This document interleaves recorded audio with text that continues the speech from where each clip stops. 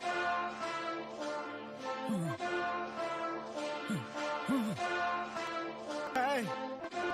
hey. Watch out! Second bad, but somebody gotta do it. Got my foot up on the gas, but somebody gotta do it. Turn this TV off, turn this TV off. Turn this TV off, turn this TV off. Turn this TV off, turn this TV off. Turn the TV off, turn this TV off.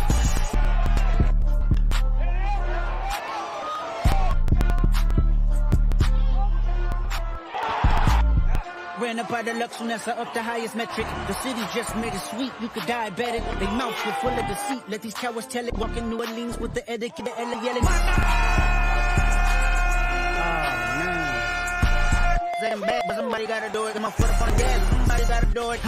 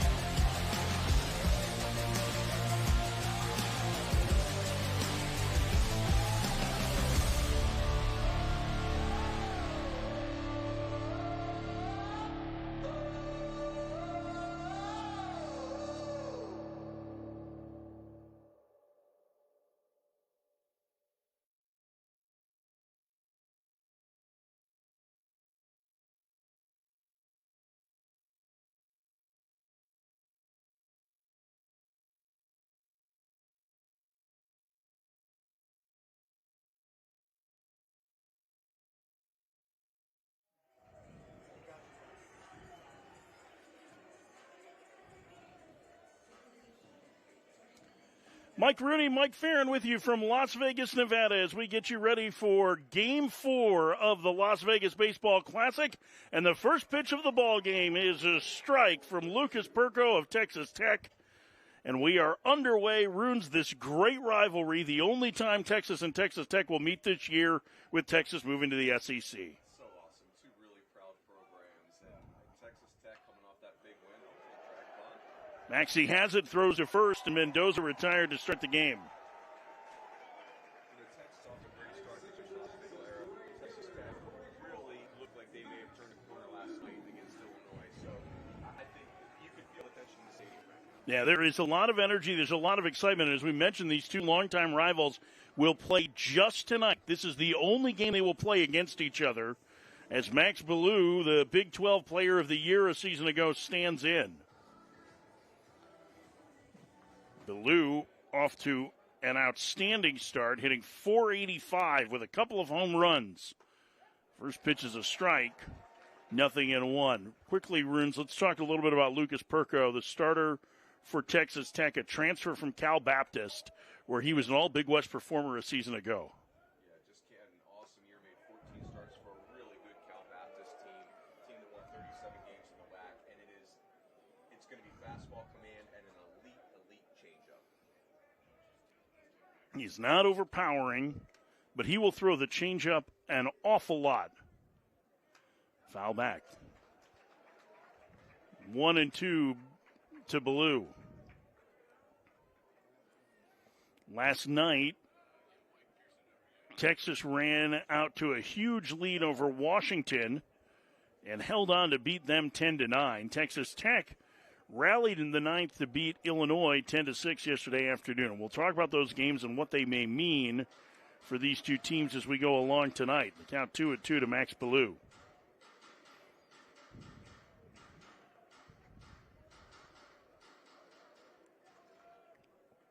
Perko Rines. And Ballou in the air.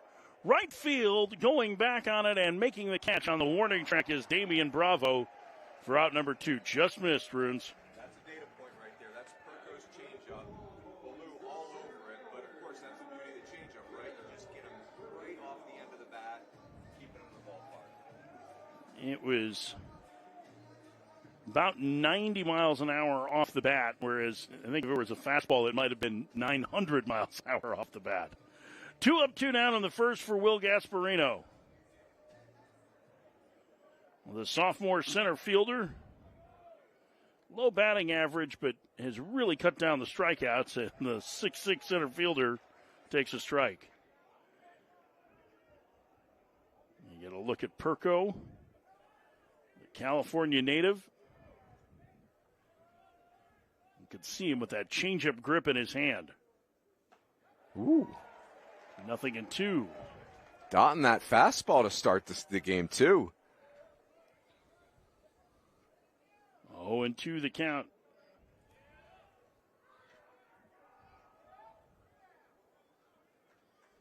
Perko's pitch. Foul back. I mean, Perko just looks so much like a West Coast guy, right? Commanding the fastball, plus changeup, flipping a breaking ball in there for a strike. I mean, that's how we do it on the West Side, Coach Farron. He has that classic West Coast starting pitcher feel. Foul back.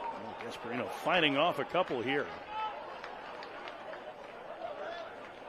West Coast, I mean, there are differences, I guess, that are, what would you say, less pronounced than they were 20 years ago in the style of play. But there are certain phylums that players fall into. Outside, 1-2. Well, I think like Irvine and Santa Barbara, who are kind of the flag bearers on the West Coast, they're more physical than you think. Like those are teams that want to slug and run, but they're also going to pitch backwards and fastball command and, you know, have a really good changeup like Perko. There you see the Texas lineup. As Gasparino goes down on strikes, a high fastball that he swings through, and a perfect first for Perko. We head to the bottom of the first. No score, Texas and Texas Tech.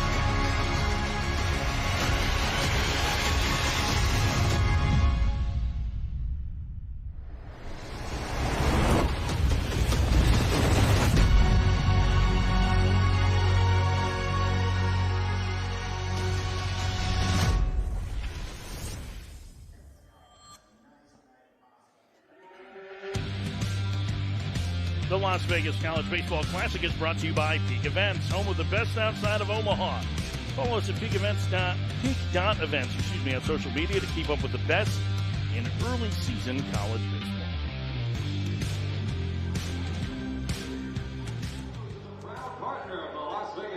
baseball. Texas Tech posting a 0 in the top of the first, and this is the lineup for Tim Tadlock's Red Raiders. We got just their second win of the year. Big day yesterday for their cleanup man, Robin Villeneuve. Yeah, Villeneuve was awesome. Reverse guy in that he throws left-handed, hits right-handed, but the transfer from Tennessee really looks like he's going to be a fixture in the middle of this lineup. Texas Tech winning, as we mentioned, just for the second time this year, and there is the redshirt junior Luke Harrison, who just about 2 years with injuries for Texas and is now taken over as their Saturday guy this year. Lefty will face the leadoff man, the speedy Kyler Thompson. First pitch is a strike, 0-1.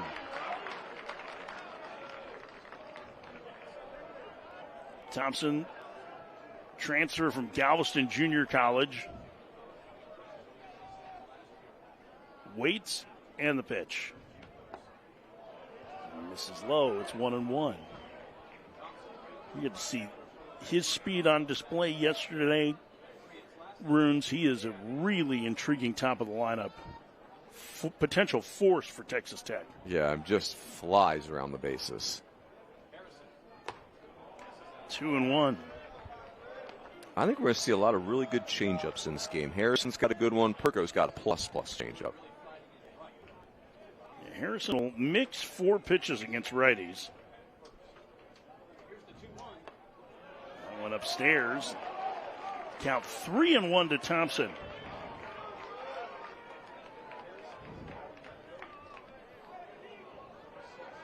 Luke Harrison.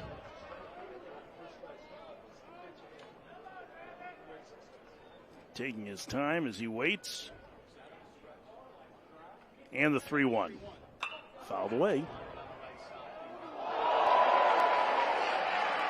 the count is full.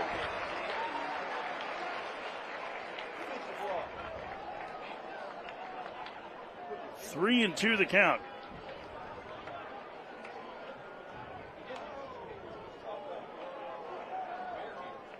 Set. And the payoff. Thompson down on strikes and the leadoff man gone in the Texas Tech first. That felt a little cutterish to me. That's a good pitch.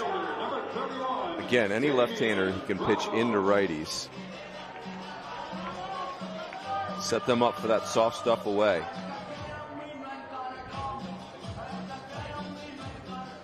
One out for Damian Bravo as you get a look at our umpires. Travis Ridiger calling the balls and strikes. Joe Burleson, the crew chief, at first.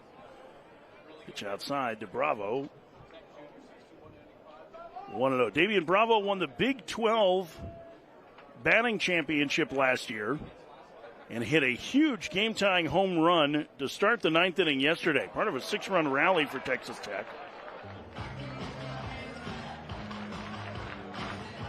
As he helped to lead that offense. He was fired up after that. And Runes, you talked about it at the time. That was a huge win for the Red Raiders. Yeah, they needed some good mojo. There's no question. And that game was, the game they beat Illinois in, it felt like here we go again. There was a lot of here we go again vibes in that game. And for Bravo to hit that home run and Tech to come back, after dropping the fly ball, they come back and win that game. It could change the whole early part of your season around. 1-2 is driven up the alley in left center. Racing over Gasparino. Can't get it. It's a base hit. Bravo will dig for second and be in with a stand-up double.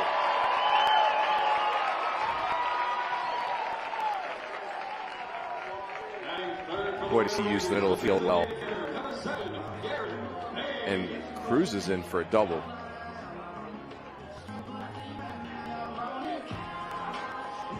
At your point, you mentioned the what Texas Tech needed to go right. They had a lot that went wrong, and yesterday was one of those days where nothing seemed to be going right for them.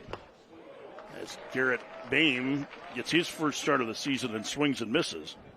Designated hitter. Hitting in the 3-hole today.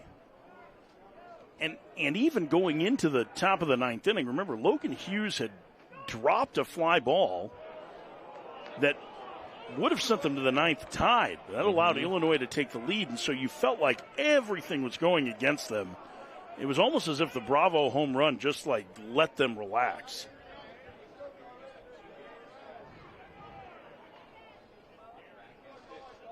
Pitch tap back to the mound. Harrison will have one play to first, 2 outs.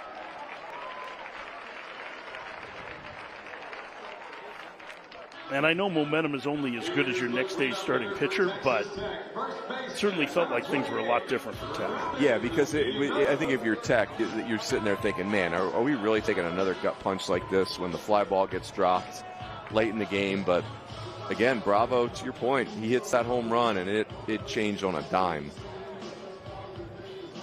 2 outs, man at third for Robin Villeneuve. He was one of the other offensive stars for Tech yesterday.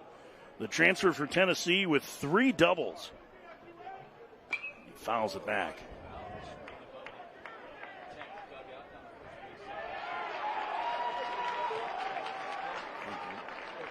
And they're going to call catcher's interference there, I believe. Villeneuve with that late swing. And Jim Smossagel out of the dugout. Oh, yeah, it's easy. Already. Yeah, it's crystal clear. You could see Galvan's body language kind of gave it away, too. He knew.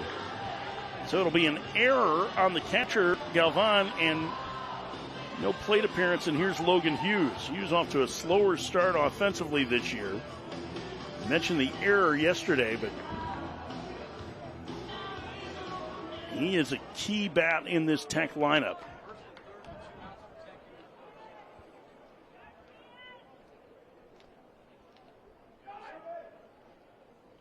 A long hold in the first pitch. Outside.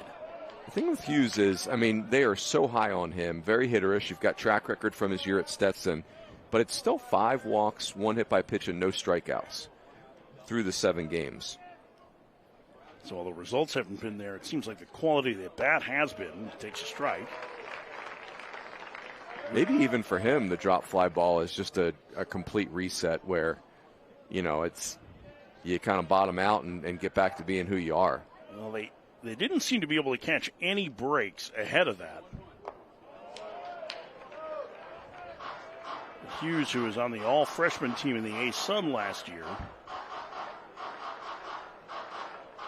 That's a chance to give Texas Tech this early lead. Runners at the corners, 2 outs in the first.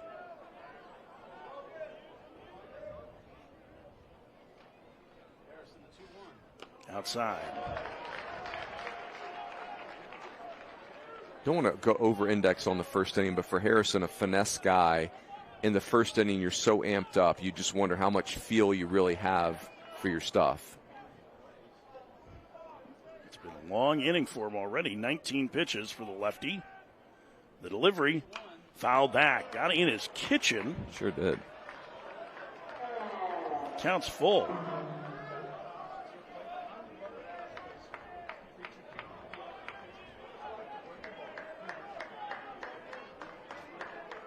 3-2 the count, 2 outs. The runner Villeneuve will be on the move at first.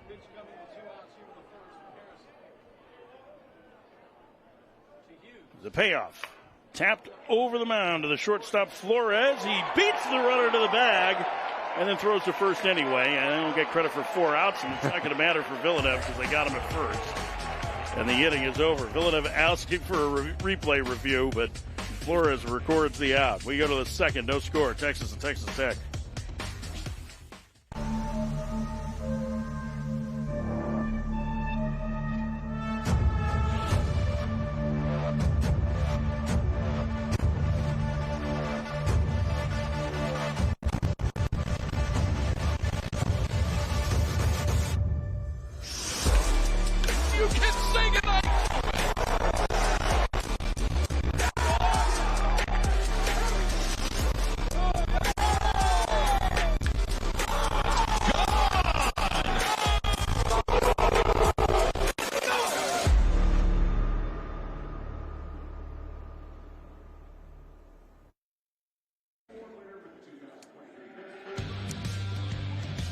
The Las Vegas College Baseball Classic is brought to you by D1Baseball.com. No one covers college baseball like D1 Baseball.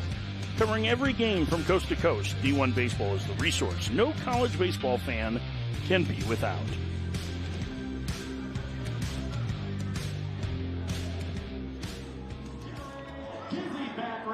Two of my favorite uniforms here, Coach Farron. Love Texas Tech's red jerseys and the burnt orange jerseys for Texas. Just delicious. It is a color splash tonight. Oh, wonderful. Here at Las Vegas Ballpark, as these two longtime rivals meet up in a non-conference affair. And yes, that is going to be very weird to say. Texas moving to the SEC this year.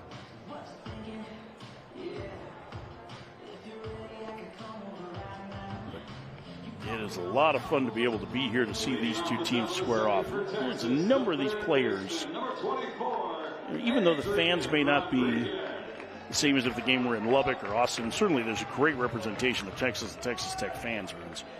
The players know each other, and a lot of them have known each other for a long time. Yep.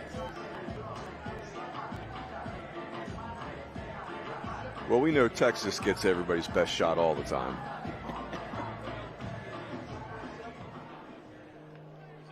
Adrian Rodriguez, the switch-hitting third baseman, leads off. The freshman rolls the first pitch foul. 0-1, it'll be Rodriguez, Jalen Flores, and Kimball Schussler. The heart of the order for Texas against the right-hander Perko. Ooh.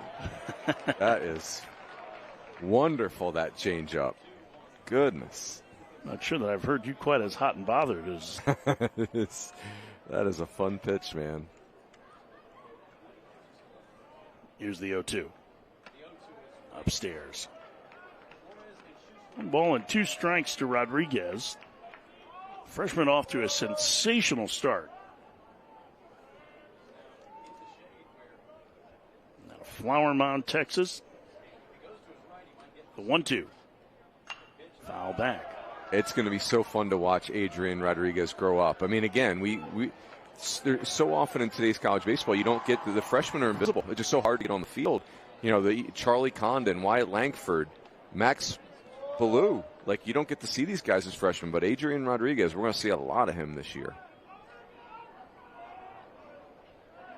The 1-2. Bounce to the middle.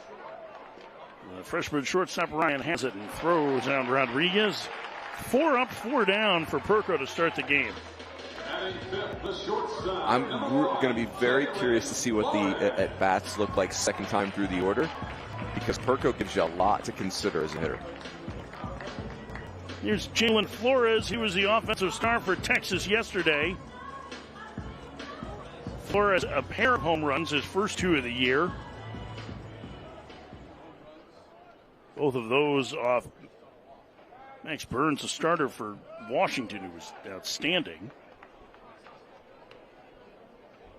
Flores' slow start, I believe, is now history after yesterday. Preseason All-American shortstop, all Big 12 shortstop a season ago. Lines it to third, dropped, And unable to get the handle on it is the third baseman throwing it away. They're throwing it late to first.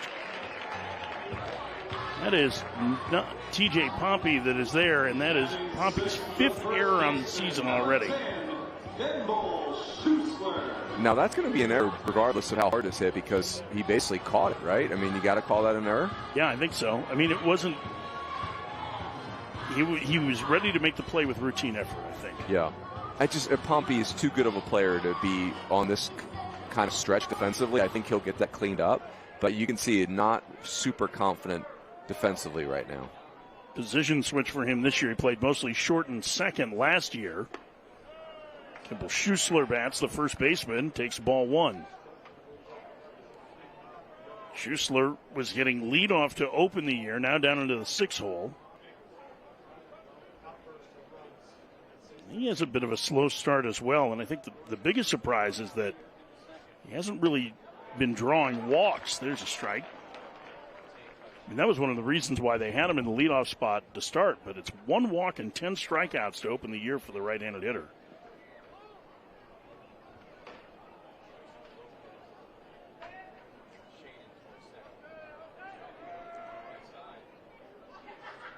Pergo's pitch fouled back. It's interesting, like if you just think about Texas preparing for Perko, Ballou's fly out that he just missed kind of gave hints of like sitting on the changeup.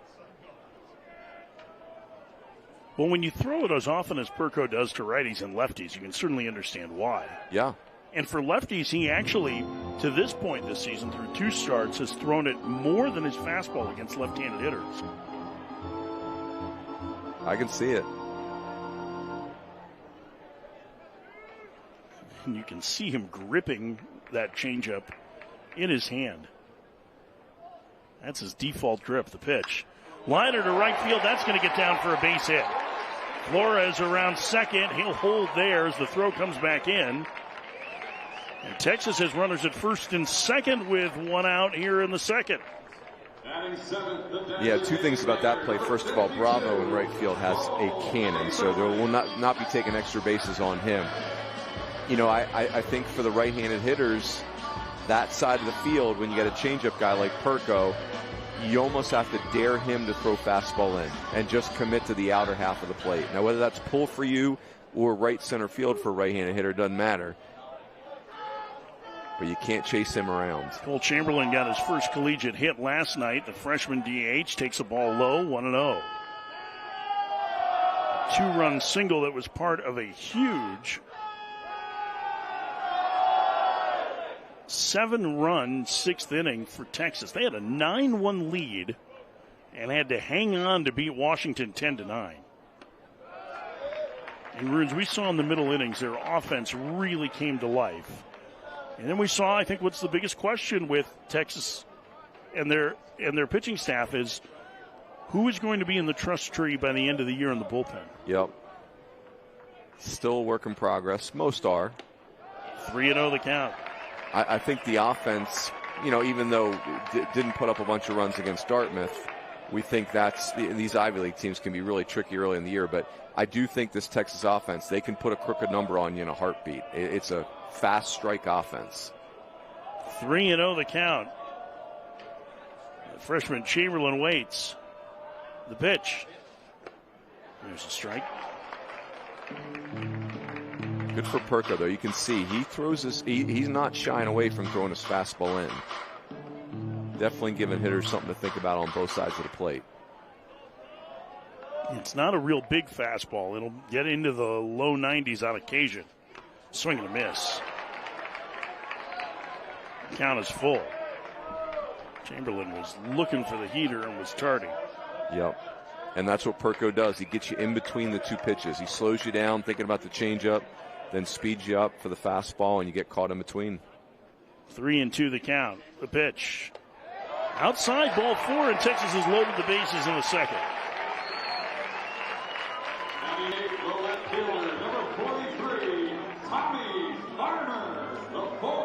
Tommy Farmer, the 4th, will hit, the number 8 hitter in the Texas lineup.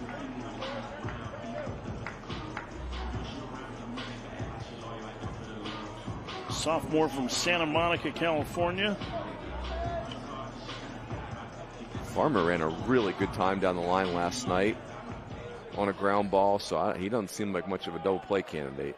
Texas Tech playing the infield back here in the second inning. Double play depth as that one misses. It's 1-0.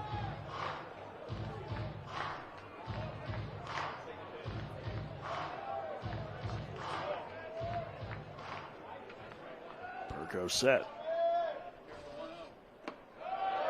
2-0.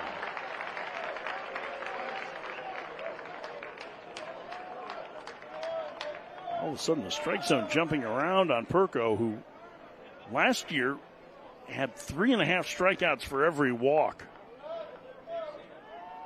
This is a big pitch early in this game with the bases loaded. The 2-0.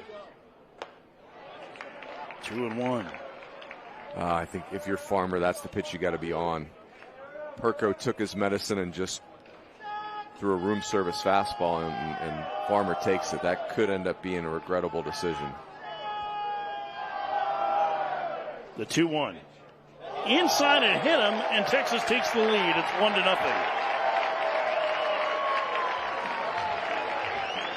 I think he was trying to throw a changeup. He just lost it.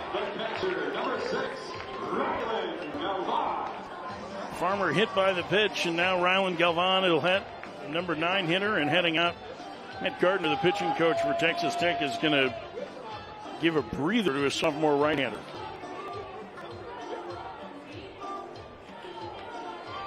This all started with the drop catch error by the third baseman, Poppy.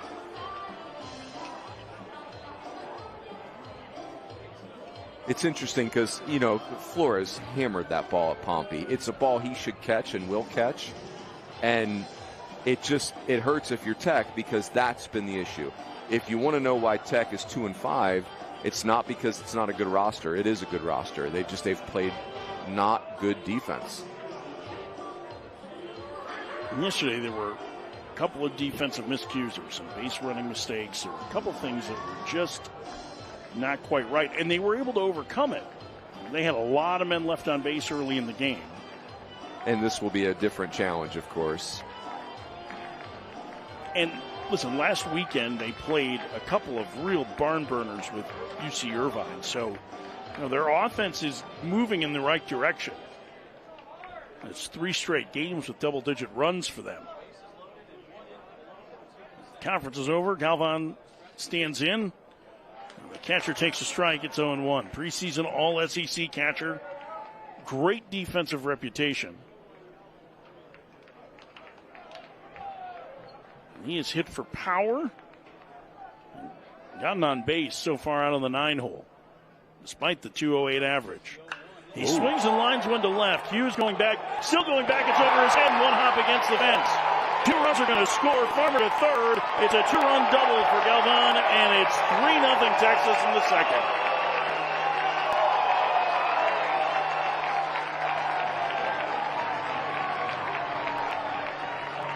Boy, that is a really good piece of hitting right there. Galvan nearly runs that ball out of here. It looked like Hughes maybe didn't take the best route to it, but that's a difficult play with the ball being hit over your head. Yep. Yeah, I'd say for Hughes' ball and Pompey's ball, it's not like they weren't hit hard. And now Ethan Mendoza bats, and Texas with a chance to break this open early. 3-0 the score. First pitch misses outside. It's 1-0 to Mendoza.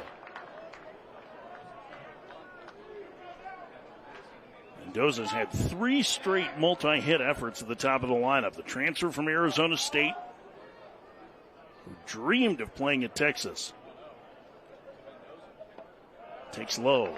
2-0. It's turning into a very long inning for Perko. He was super efficient in the first. This next pitch will be his 39th.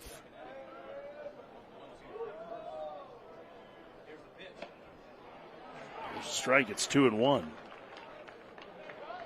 I mean, he was cruising, it looked like, from the windup, and as soon as he's gotten into the stretch, it's been a problem. Yeah, and we're chasing a second out in the second, and it's already 4 barrels that he's run into. That misses, and the count 3-1.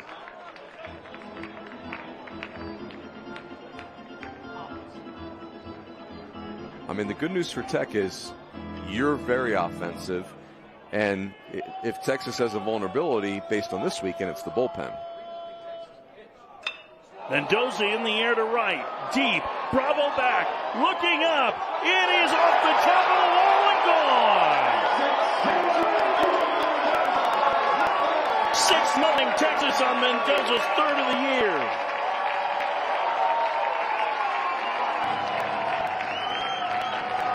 Wow.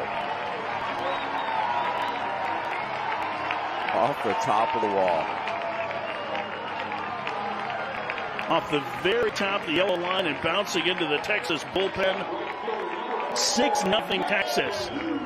Hey. Mendoza, curtain call for the Texas faithful.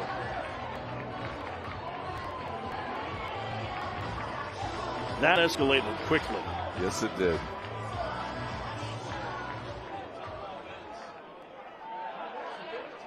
Max Ballou, who narrowly missed a home run his first trip, fouls it away. It's 0-1.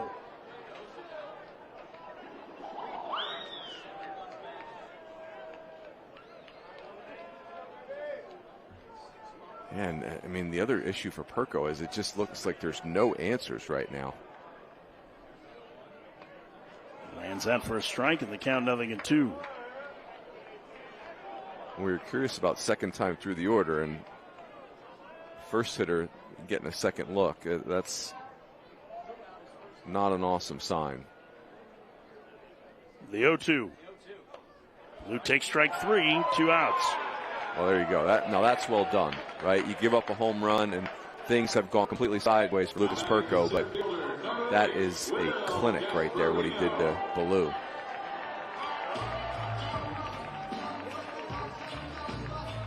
Two outs for Will Gasparino, a strikeout victim in the first, the 9th man to come to the plate for Texas here in the second.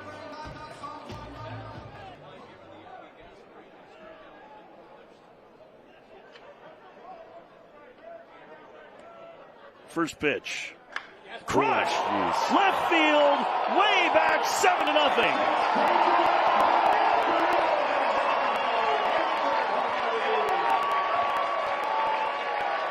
Will Gasparino joins the party.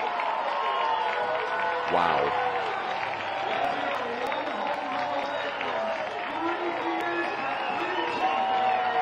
Just blistering that fastball. Yeah, I mean, just first pitch fastball, and Gasparino. Talk about the power of investing in a freshman. He got all his at-bats last year, and boy, does he look like a different player this year. Some major adjustments to his swing. We'll talk about that a little later on, but a 7 spot in the second. And the first pitch misses to Rodriguez. He grounded out to start this inning. That happened in the blink of an eye. 2-0.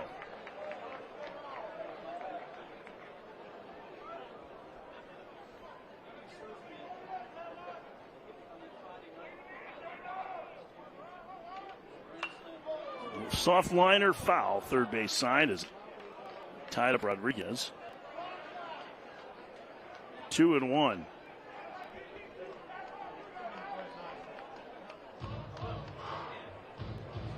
I mean, that's 5 balls off the barrel this inning alone, Coach Farron.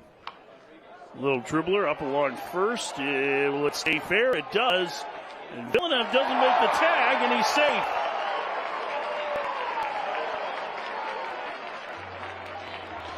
Tim Tadlock, I think, wants to get the umpires together on this one. They're looking at the replay right now on the video board. We'll take a look at it in our booth, too. Boy, it's tough to tell if he got him. Tadlock hasn't asked for a review as of yet. Could he be arguing out of the baseline? Not arguing the tag? I mean, he did leave the runner's lane. But he's got a 3-foot window if a player's trying to make a tag, right? I think so. That's the only time that the baseline rule comes into effect is runners make their own baseline. Tim Tadlock's going to come get the ball from Perko with 2 outs in the second. Lucas Perko's night is done. A stunning turn of events here in the second inning. Texas with a 7-0 lead. As you see Jim Schlossnagle, their head coach, in his first season. Got a little bit of attention leaving his last job for this one. That's, there's a reason why Texas, when they were looking for a coach, they're going to Jim Schlossnagle. Obviously, he knew Chris Del Conte. They worked together at TCU, but Jim Schlossnagle takes TCU to Omaha several times, has an incredible short run at A&M, and I don't anticipate Texas being anything other than excellent under his tenure. And you see the Red Raiders coach. There's Utera. Yeah, we our first look this season at the man who was the relief ace a year ago for Texas Tech, Parker Utera, sophomore. Ladies and gentlemen, your attention, please.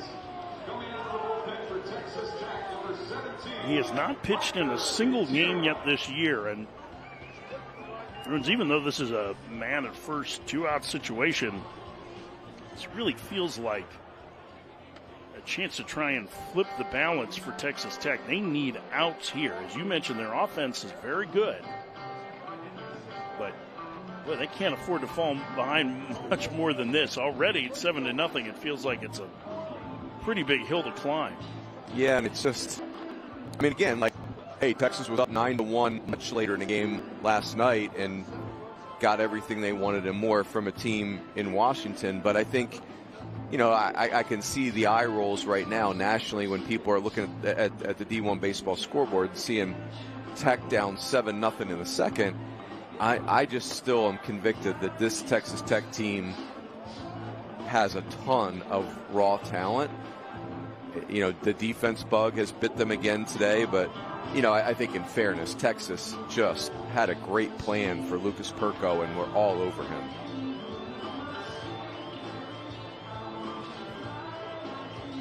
Tara finishing up his warm-up tosses.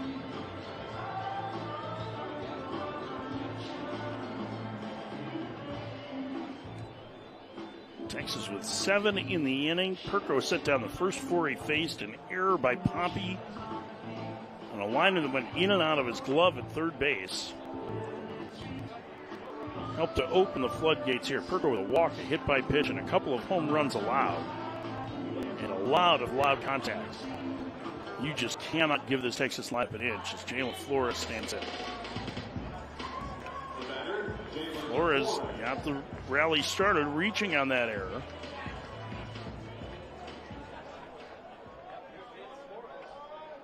The shortstop stands in. First pitch is a strike, 0-1. Flores, preseason All-American this year. Turned down money early on day 2 of the draft last year to return to Texas. That went inside. 1-1. He was a draft-eligible sophomore. His freshman year, he hit under 200. Became an offensive force last year, and after a slow start, starting to get it figured out yesterday with a pair of homers. 2-1. Well, we last saw Parker Utera last year. It's, low 90s fastball, average 92.4 miles an hour per synergy, and a good slider that he threw 38% of the time. And now a balk is called. And Rodriguez will go to second. Things just falling apart on Texas Tech here in the second inning. Messy. Shocking. This is just not used to seeing a Texas Tech team play and almost look a little shook up and disheveled. Runner breaks for third. The pitch is a strike. The throw down to third. Not in time as it's dropped by Pompey.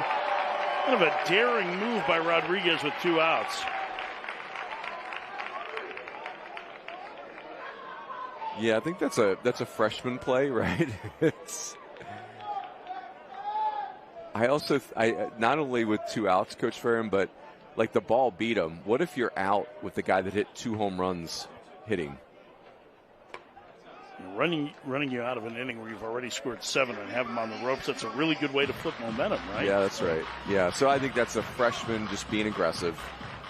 Better to have him too aggressive than not aggressive enough. Yeah, you wait till they take a step over and you say, hey, back off just a little bit here. Yeah.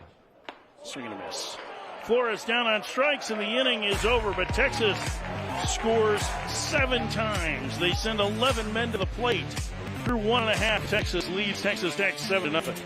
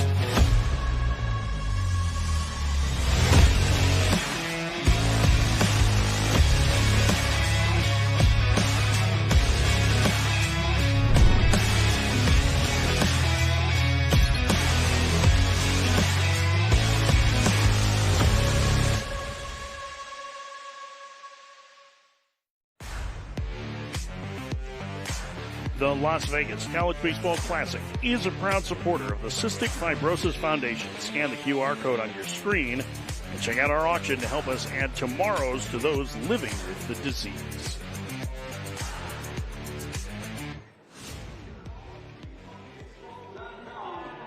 Very quickly, this one has been all Texas. Get a look at the Longhorns defense there.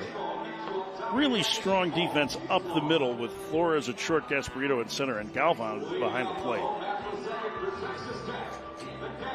You know, I think the book cover of this Texas team is what we just witnessed, a 7-run inning. Like, they can just jump on you. And I think the rest of it is going to be a work in progress with, as you would expect for Texas baseball, a lot of raw talent to pick from. New coaching staff and a couple of really outstanding assistants joining Jim Schlossnagle. Dylan Maxey leads off, the catcher, who probably had some chances to transfer over the last couple of years, as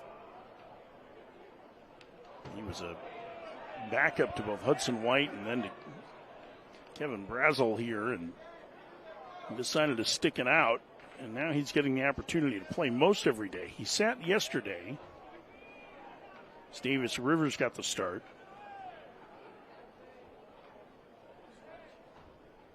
He's ahead 2-0, and he fouls it back.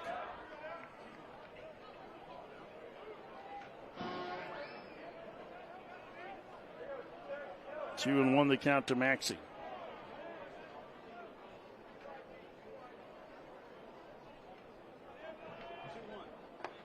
Outside, count 3-1 now to the Texas Tech catcher.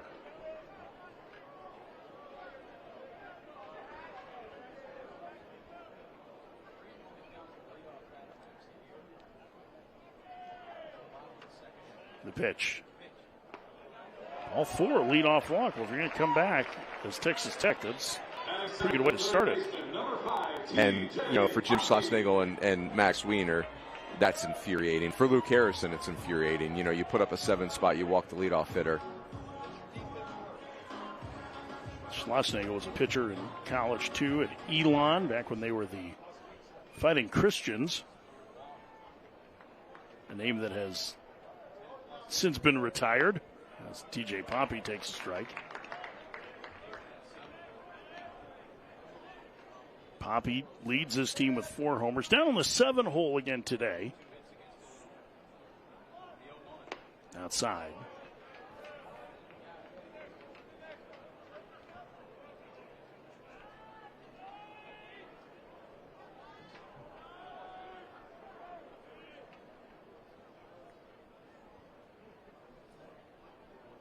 1-1.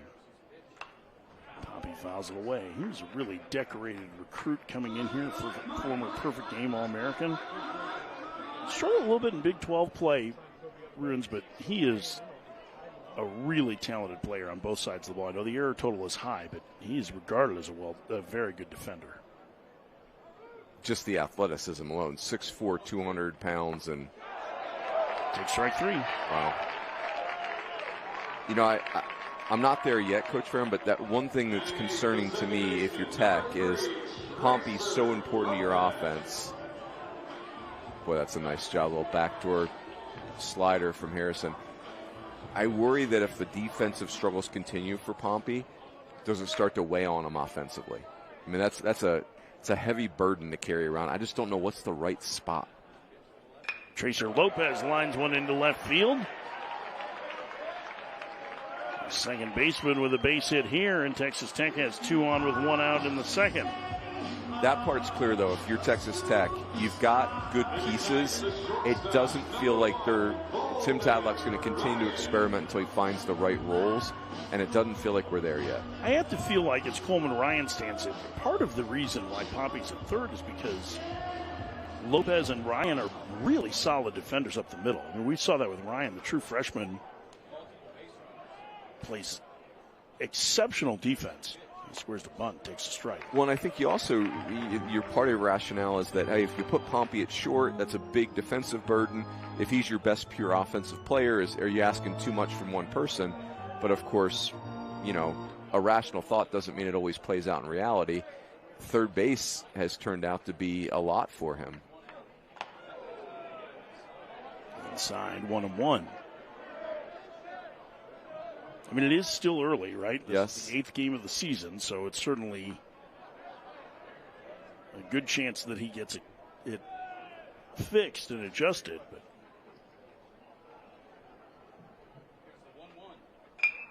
popped up down the right field line, long run for Ballou. He's over, makes the catch for out number 2.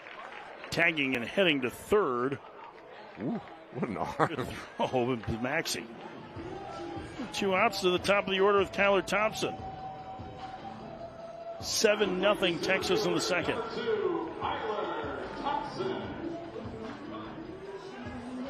Boy, if you're Tech, you'd like to score at least one here just to introduce yourself to the game, you know?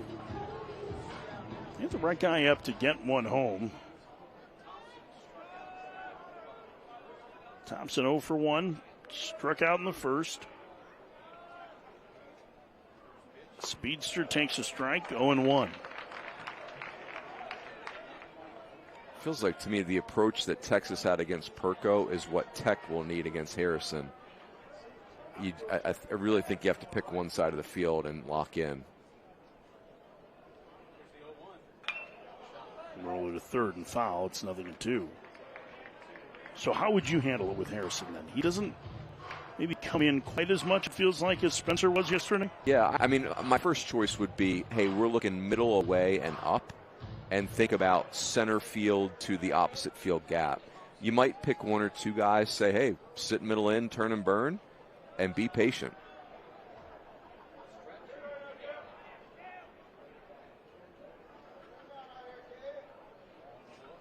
A long hold by Harrison in the 0-2 outside. It is interesting, though, like if you look at Thompson, there is a massive hole on the right side of the infield. Mendoza's playing big time to pull, and you've got a first baseman who's got to hold the runner.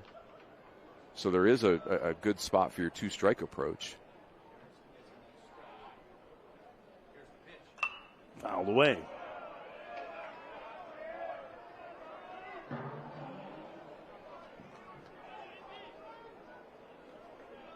One and 2 the count.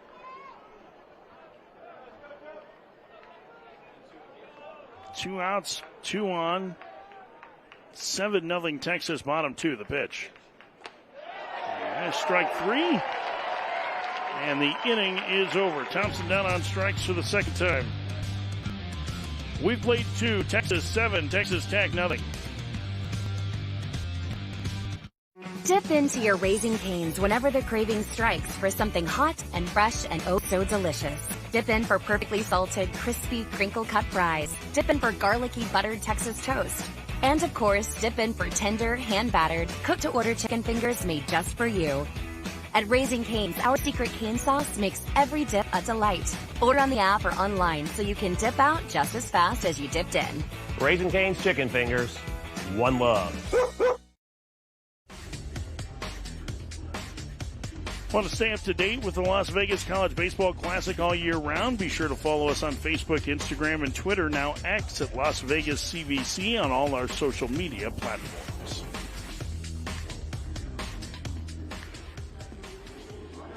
And not the only Tournament Peak events is running this weekend. The Frisco College Baseball Classic going on. Nebraska had an early lead. They were up 4-0 on LSU, or excuse me, 5-0 on LSU early.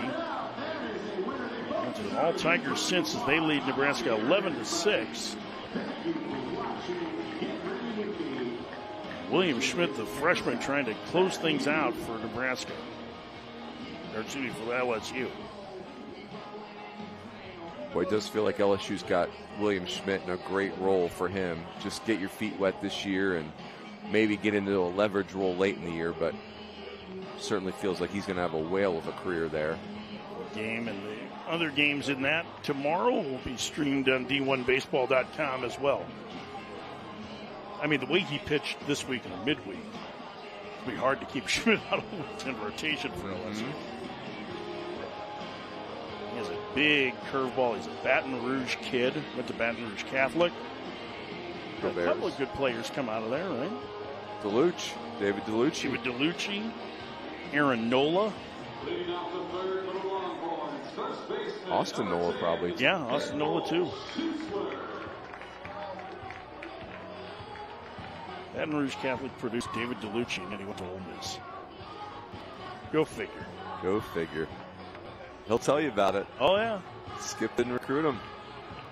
Till it was too late. The handsomest man in baseball, David DeLucci. Amen. Kimball Schuessler will lead things off. Parker Hutera, there's a strike. First baseman, 6, 7, 8 in the Texas lineup. Schuessler, Cole Chamberlain, Tommy Farmer, the fourth. On the ground, a foul off the hand of Nolan Kane. Come on, Coach Kane. Let's make plays. It's the most imposing collection of base coaches that Texas has between Nolan Kane and Michael Cantu. Yes. Not getting cheated. Let's put it this way. If a flag football game breaks out between Texas and you,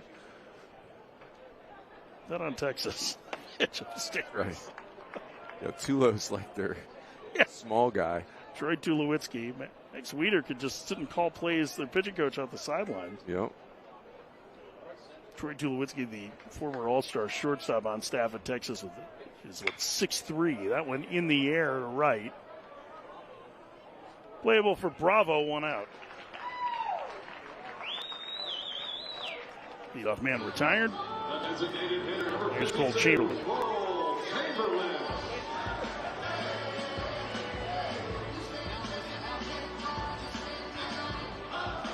Chamberlain walked and scored in his 7-run Texas set. And leads 7-0 here in the third. Get a look at Texas Tech's defense there. Pitch to Chamberlain, bounced foul. Boy, it felt like in that second inning, that's where it really went sideways for Perko. The walk to Chamberlain, hit by pitch to Tommy Farmer. And a whole lot of hard contact. 0-2.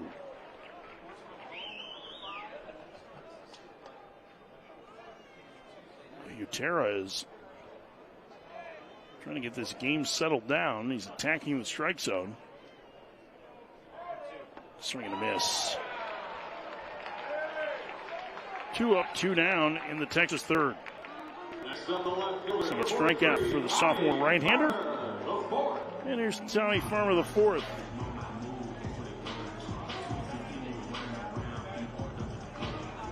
A changeup. It's pretty good one. Yeah, 86, 87. A little more firm than your normal changeup. First pitch to Farmer, cut on and missed. Farmer hit by a pitch with the bases loaded to knock in the first run for Texas.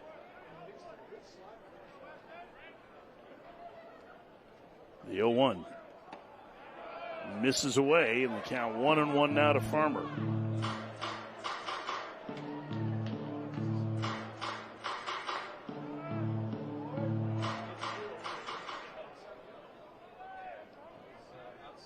Utera delivers. Foul back.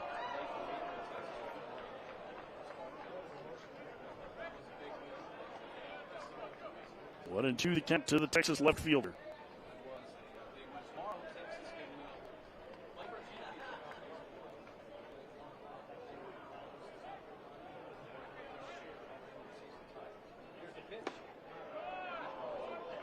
Two and two.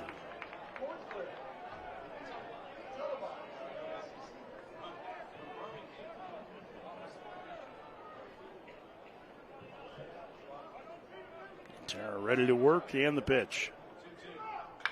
Ripped down the ground, foul. Some healthy swings by Farmer at Utera here.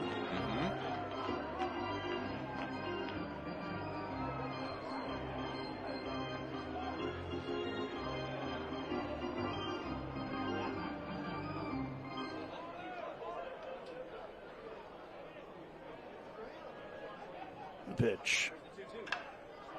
Popped up on the infield.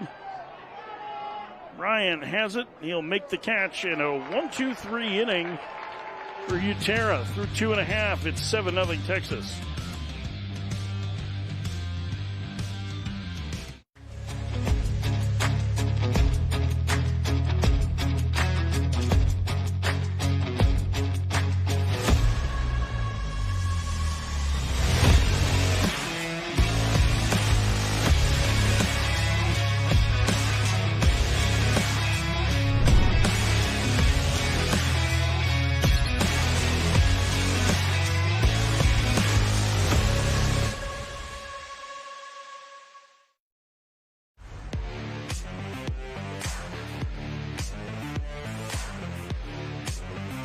Texas has run out to a 7-0 lead as we play the bottom of the third inning here at Las Vegas Ballpark, Las Vegas, Nevada, day 2 of the Las Vegas College Baseball Classic, year 2. Already a way better Saturday than we had last year. Yeah. No baseball.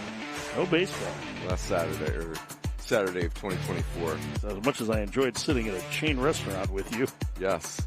Watching college baseball on our phones, this is much better. Much better. Good atmosphere tonight, too. Like, the stadium is awesome, but Texas and Texas Tech both travel well. This is a nice little atmosphere. 7th spot in the second, be darned. Yeah, it took a little starch out of this one so far, but Texas Tech has had base runners, 2 of them in each of the first 2 innings. And they go to work against Luke Harrison here in the third, chasing 7. We know that they are capable of putting up a big inning because we saw them do it yesterday. A 6th spot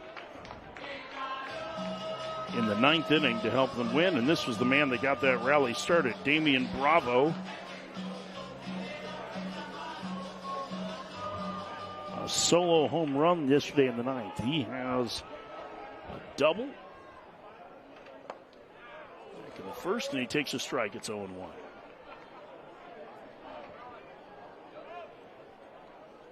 Luke Harrison working for Texas. It's been a tough go for him injury-wise over his Texas career. Freshman year, too, 2022, he was awesome. 32 appearances. Think about that. Like, 32 appearances, a true freshman at the University of Texas.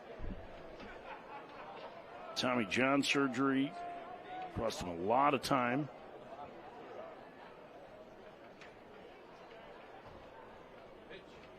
This is his second year back as he gets Bravo to hit a floater to second for out number 1. I'm not sure that, at least going into the fall, that we would have thought that Luke Harrison was a premium candidate for the Texas rotation. But so far, so good for him. Here's Garrett Boehm. This is Boehm's first start of the year.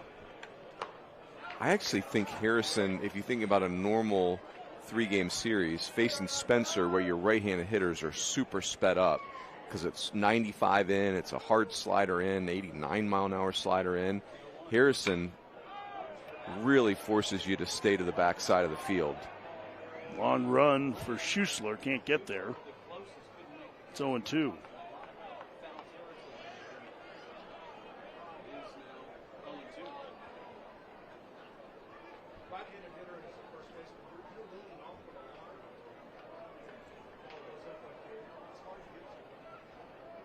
Texas still very much figuring out the pitching. Cade Bing, another lefty, will go tomorrow.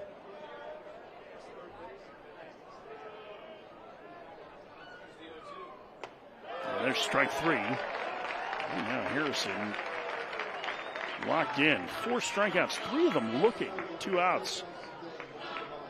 At the plate, first baseman, number 28, Robin Villanueva. Here's Robin Villanueva.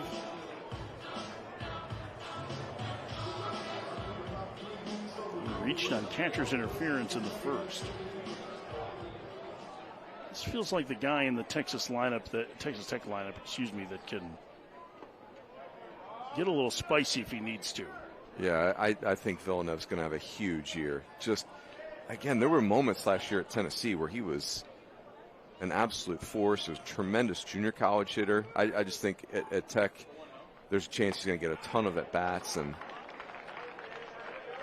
plays with great personality.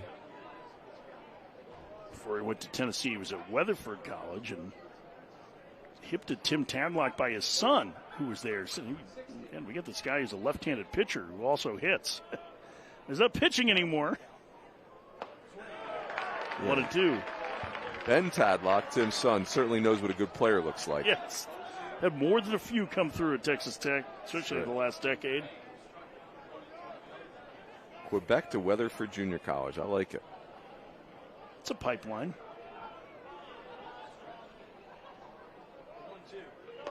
Called strike 3. 1, 2, 3 inning for Harrison. He set down 5 in a row. We've played 3. Texas leads Texas Tech 7-0.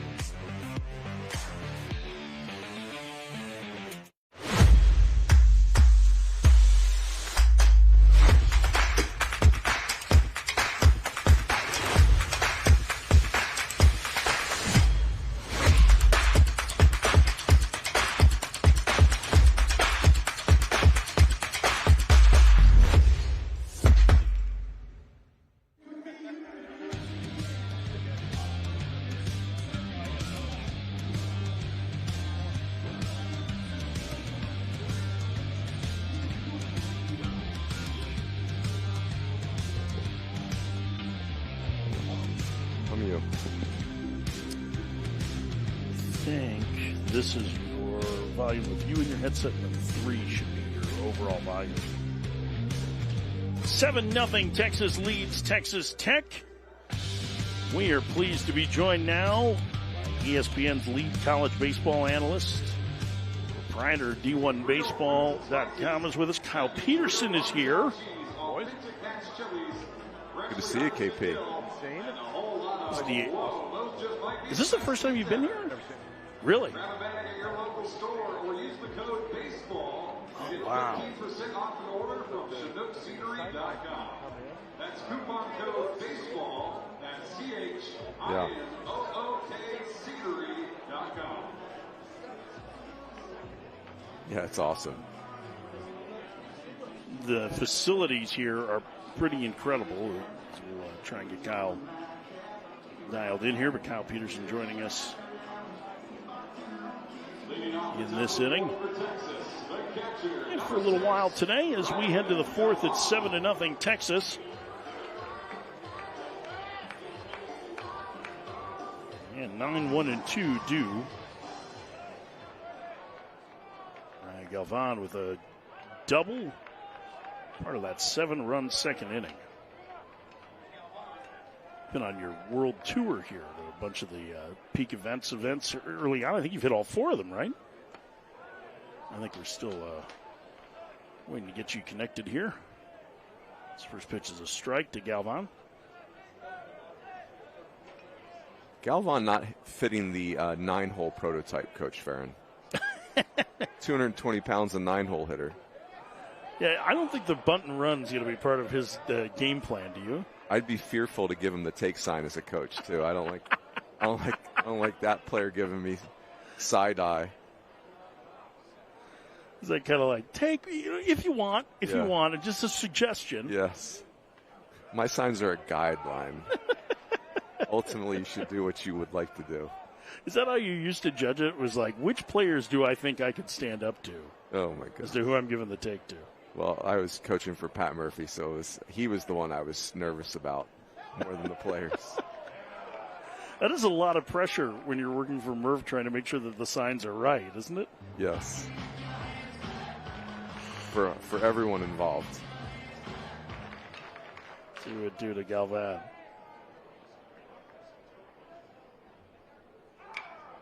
Ladder foul, out of play.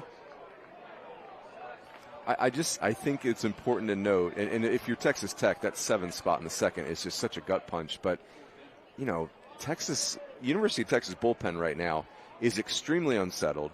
They used a ton of arms last night. Like, you know, Harrison's been dynamite. But those last 12 outs for Texas, I'm sure don't feel super comfortable right now. Popped foul and out of play. We got you. There he is. Nice. Kyle Peterson with us. Thanks for coming by. We were starting to talk before about your world tour of the peak events. Turns you were in Frisco yesterday. Swing and a miss. Leadoff man gone.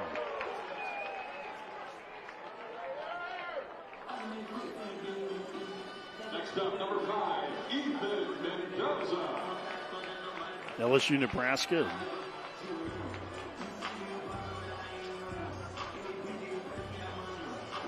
Yep.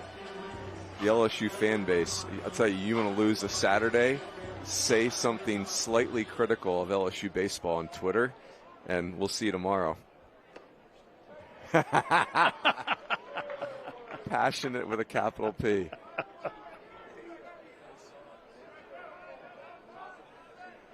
Nice. Wow. That's awesome.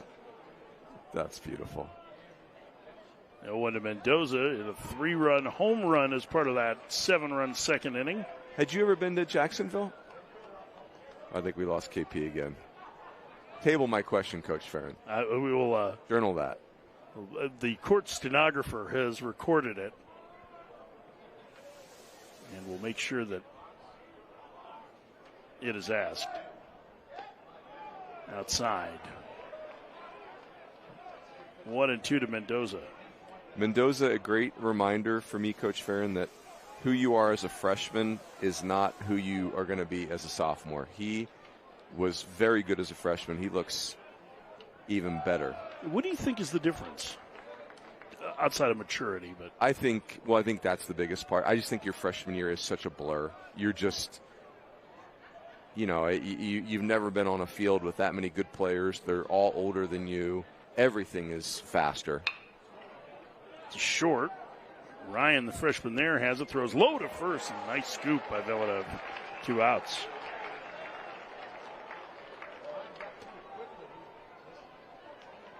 Stepping to the plate, number 44. Max Ballou will hit. Texas is off to this 7-0 lead, and Ballou is 0 for 2. He's one of the barrels in the first inning, though. That F9 on a changeup from Perko that he just missed. Texas with a 7-run second. Swings and gets a piece of the plate. It's 0-1. Just from a physicality standpoint, if you put Max Ballou in a big league game, just from the look. Like, you didn't tell anybody, no one would notice. Like, that, it's a big league physique. I mean, the difference between him and Gasparino is in the on-deck circle, who's also tall. It's just, I mean, he is much more physical. And Gasparino's gotten bigger over the last year. But that's the difference between being a year away from the draft and being in the draft, right? Yeah. He lines that one into right field, a base hit. And that's the thing about Ballou, too. It's not just the physical gifts. Like, that's a ball player. Hard-nosed at bats, tough out every time. Well, Gasparino hit a long home run back in the second inning. His third of the year. A lot of talk about Gasparino this spring, and the changes that he made, going from a big leg kick at the plate to just really simplifying things. I know you've had a lot of conversations about him here over the last couple of days. I think sometimes for young power hitters, it's getting over, hey, you don't have to hit it 490 feet for it to count as a home run. And actually, that's the same one as the fence scraper. Now, all that said, the first ball he hit is still traveling. It sounds like the work with Troy Tulowitzki to just try and get him on time more is taken. And listen, the average is still relatively low in the 240s, but it's now 3 homers. It's 5 extra base hits, 6 extra base hits. He's really been driving the ball, and the strikeouts have dropped. Runner goes, throw it on to second, not in time. It scoots into center field, but Ballou will have to hold on. Stolen base. I wish I could redraft my college baseball fantasy team. I want Max Ballou, first pick overall, and Robin Villeneuve. I'd like him on the Fabulous Rune Dogs too, Coach Farron.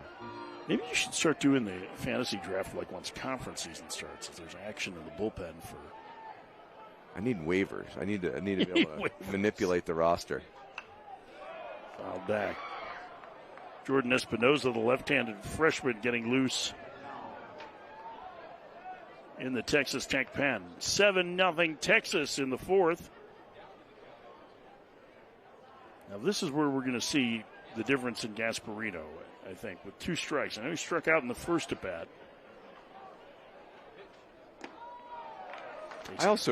I think he was easy. The easy is relative. Air quotes easy. It was fairly easy to get Gasparino to 2 strikes last year. It's just wild swinging, not great swing decisions. The at-bats are just, it's more of a fight this year. Fouled away. The other thing was Keith Moreland, who is the Texas legend, former big leaguer, who's doing radio for the Longhorns, was telling us yesterday he felt like the swing path had changed a little bit with him too, right? I mean, based on what we just saw a couple innings ago, that whatever the path is, yes. It's gotten a little shorter. Do that a lot. Runner goes, the 1-2, tap foul the plate. And to your point, Coach Ryan, the strikeout rate last year was 33% of his at-bats. And this year it's 9%. Yeah. So it's, that's a massive, I know it's early, but to your point, we're trending in an awesome direction. Yeah, 4 walks, 4 strikeouts now. In this Texas's 9th game of the year. And again, he's just a sophomore. Upstairs, 2-2. I'm also blown away by the defense he plays in center field. I mean, so natural and covers a ton of turf out there. Physically, he's a little bit like Bradley Zimmer when Zimmer was at San Francisco. Love that call. Long glides. Swing and a miss. Gasparino down on strikes. Inning over. Ballou stranded through 3.5. Texas leads Texas Tech 7-0.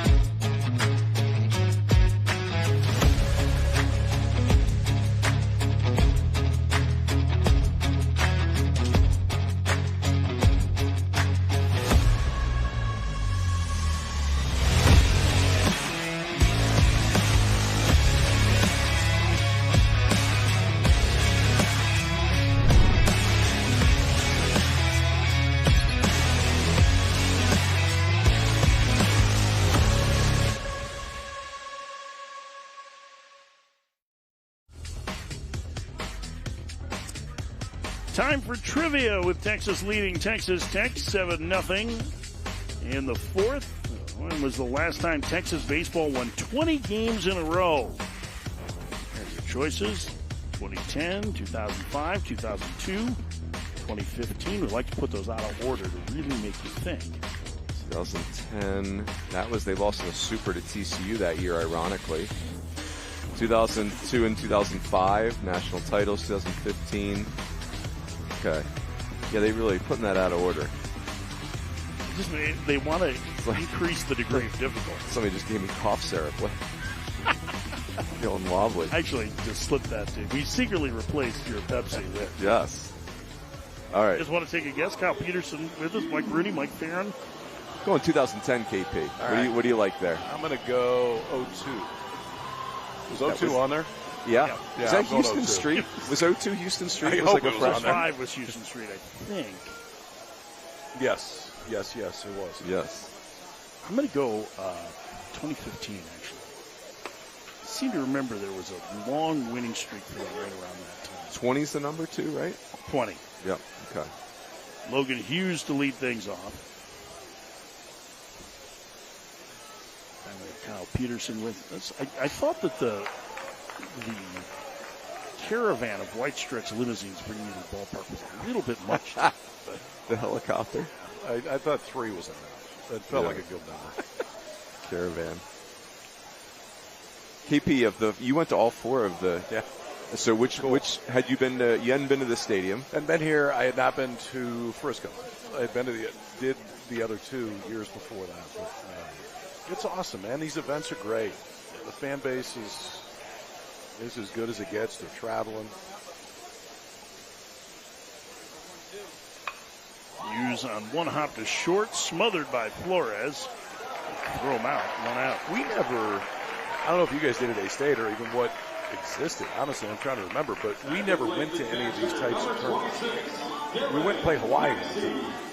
That was it. But other than that, we played Fullerton or Fresno or something like that. But never came to an event like this and played it in a ballpark like this.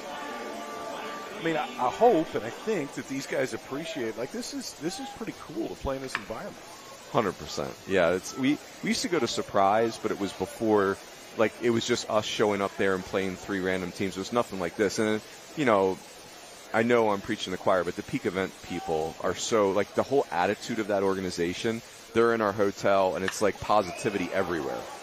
Maxey to center, routine for Gasparino, 2 outs. Okay, Farron, I gotta check your math on this. So Gasparino reminds me of Stubbs, just body. Yeah, Drew Stubbs we're talking about. Texas center fielder, first rounder. I thought he was a little shorter than you said.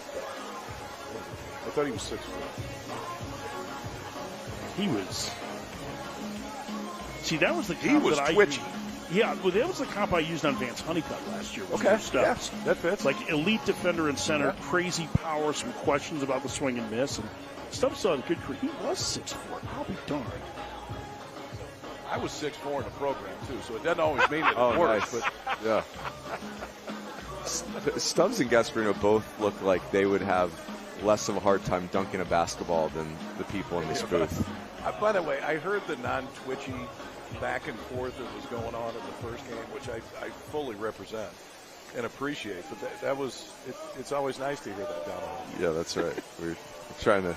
No, we were sure you weren't listening at that moment, so we thought we could get away with it.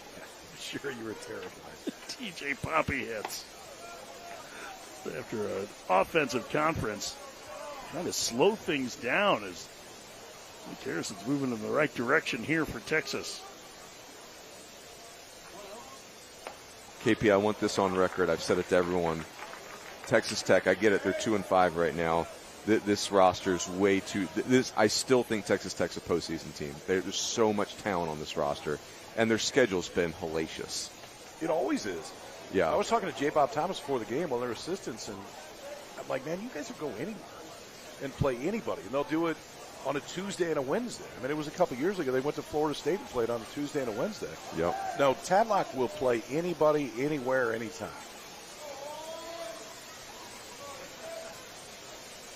Long hold by Harrison of the 2-1. To your point, though, as long as Tim Tadlock is in Lubbock, Texas, I will never count them out of the postseason. Yeah, ever, 100%. ever. I mean, what he has done to that program is pretty awesome. Last year was the aberration. You brought that up. Yeah. Part of the problem is when you go to Omaha 4 times in 6 years, you get everybody's expectations completely out of whack, myself included. 2-2. On the ground through the right side, a base hit for Poppy. Snaps a string of 7 in a row set down by Harrison. It comes with 2 outs in the fourth. The second baseman, number 3, Tracer Lopez. What do we got on the horns, boys? This is the first time I've seen him in person. There's some flashes. Yeah, they're going to put up some crooked numbers a lot. Like the offense can jump on you fast. Behind him. Coach Farron, so Get out of the way. last night we saw Texas's bullpen it didn't go well at all. And they turned a 9-1 lead into a holy heck. And I remain concerned about their bullpen. Where do you stand, Coach Farron? Do you think we saw an aberration, or you have concern? Yeah, I think it's still awfully early to get worried about them because of the names that they have and second straight wild pitch. But I really think, based on the way they've talked about Thomas Burns and what we've seen not in person from him, I think based on the fact that they have a number of guys, and I'll tell you what, Max Grum's looked awfully good in the ninth inning. That was a bright spot, yep. Cody Howard kind of got dinged up with ball off the end of the bat, tough play for first baseman, bunt single, opposite field single, and then A.J. Guerrero goes backside for a grand slam. But I'm not as concerned, but it's still early, that's why. Those first 6 hitters, though, that's a problem, They right? are going to. You better be making pitches. I mean, when your leadoff guy's going oppo into your own bullpen, that's a pretty good sign to start. And there's some flash, and Gasparino's going to get a bill from Pulte Homes because we put a dent in their sign. I think the other thing is that if they, that bottom of third of the lineup, they have so much talent on the roster that somebody's going to emerge that helps to flip that.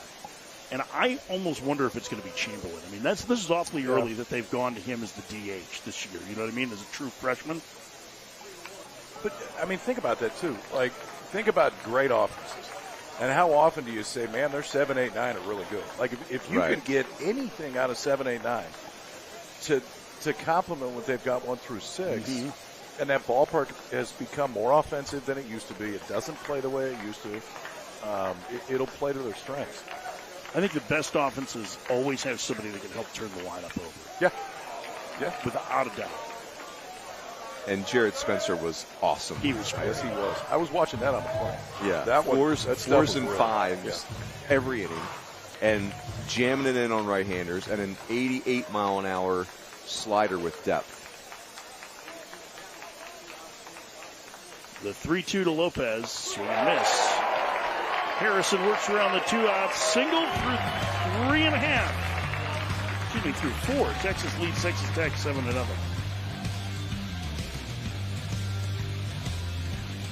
Dip into your Raising Cane's whenever the craving strikes for something hot and fresh and oh so delicious. Dip in for perfectly salted, crispy, crinkle-cut fries. Dip in for garlicky buttered Texas toast. And of course, dip in for tender, hand-battered, cooked-to-order chicken fingers made just for you.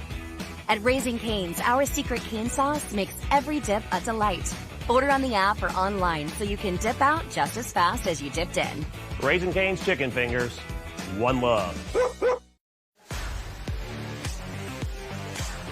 Earlier we asked you our trivia question. When was the last time the Texas Longhorns won 20 games in a row? 2010, 2005, 2002, 2015. The answer? 2010. I had that, didn't I? What did I say? You said all of them. Yeah. You started talking about what the bullpen looked like. I said E, all the above. Yeah. Thank you. Did you have that one? Runes is 3 for 4, I think. 2015 was the year after. It was Augie's last trip to Omaha, if memory serves. So I knew it was in 2015. Did you get Spezio today? You did? Yes, I did. Played against him. He might have had. Felt like he had 7 hits against the Fighting Irish that day. I played against him too.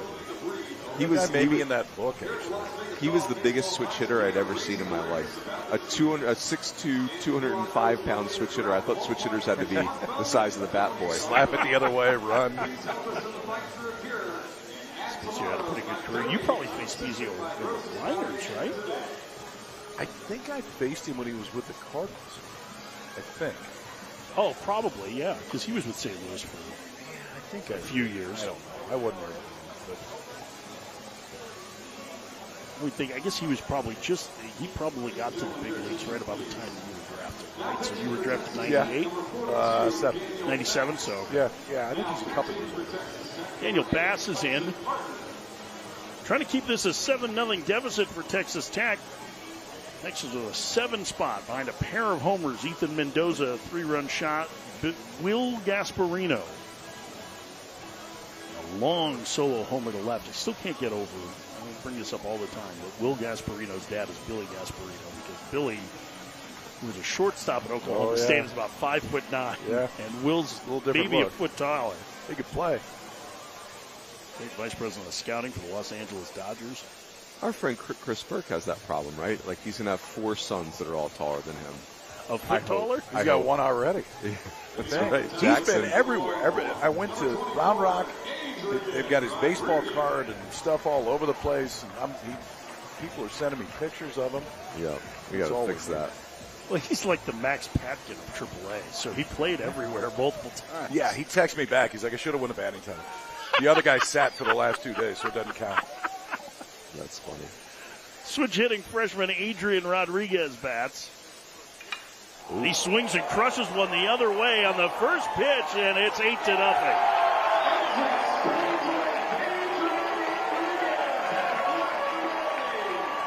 Adrian Rodriguez. So we were talking about the power of the Texas lineup, and the name we didn't mention was Rodriguez, and this is part of what makes it special. This is a true freshman. True freshmen don't usually do that. Like, go backside, backspin, and carry it out of a decent-sized ball. I mean, it flies here, but still, that's advanced approach. He's got 8 extra base hits in 5 seconds. And, I mean, we're talking about Gasparino. He's going to grow into that body, too. Yep. And it's still starting to fill out, but there's plenty of punch. There's a couple of things about him that really... First of all, he wasn't very highly recruited. They were on him at A&M, and then were able to get him to commit here when this staff came over. Jalen Flores bats. I think they were right. Man, yes. He was kind of, from what I understand, kind of buried at Flower Mound High School. Like, he wasn't a guy that a lot of people had seen. And the praise for Rodriguez from people around the Texas program is ridiculous. Like, somebody saying that he is, for a freshman, this would be a tough play for Pompey. Gets Flores one out. But that he is one of those guys that can compartmentalize mistakes and let them go. I usually don't do that at that age. No. Usually, any age. Yeah, I was going to say that. Yeah, I'm still working on it now. He also is he can throw with both hands, right, Runes? Wasn't that the story that Schloss told us this week?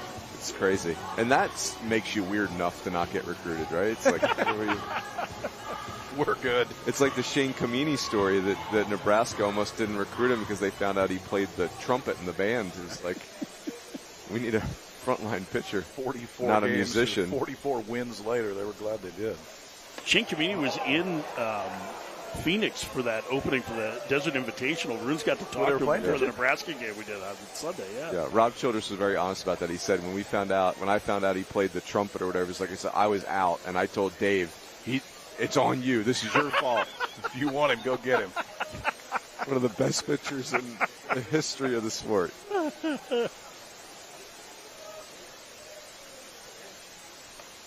It's great. I got some good Will Bolt, Rob Childress time yesterday. Sitting down the right field line when they were getting ready. Rob Childress looks so, obviously he loves pitching, and just being an assistant coach doing pitching, he looks so happy. He's so happy. So cool. Good for him.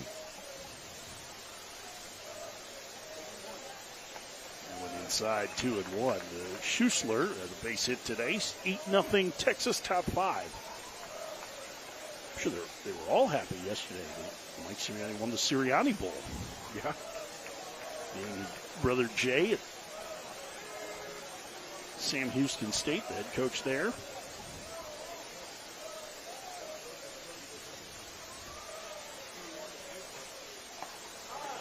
I want to learn more about the Kimball Schuessler story, but apparently when Jim Schlossnagle went to A&M, you know, Schuessler left A&M and you know, he wasn't getting to play, and he hit a home run for Texas against A&M and was pointing and jawing in at Schloss in the dugout, and now that's his coach, and so that we have to kind of reconcile that. That sounds like an awesome story.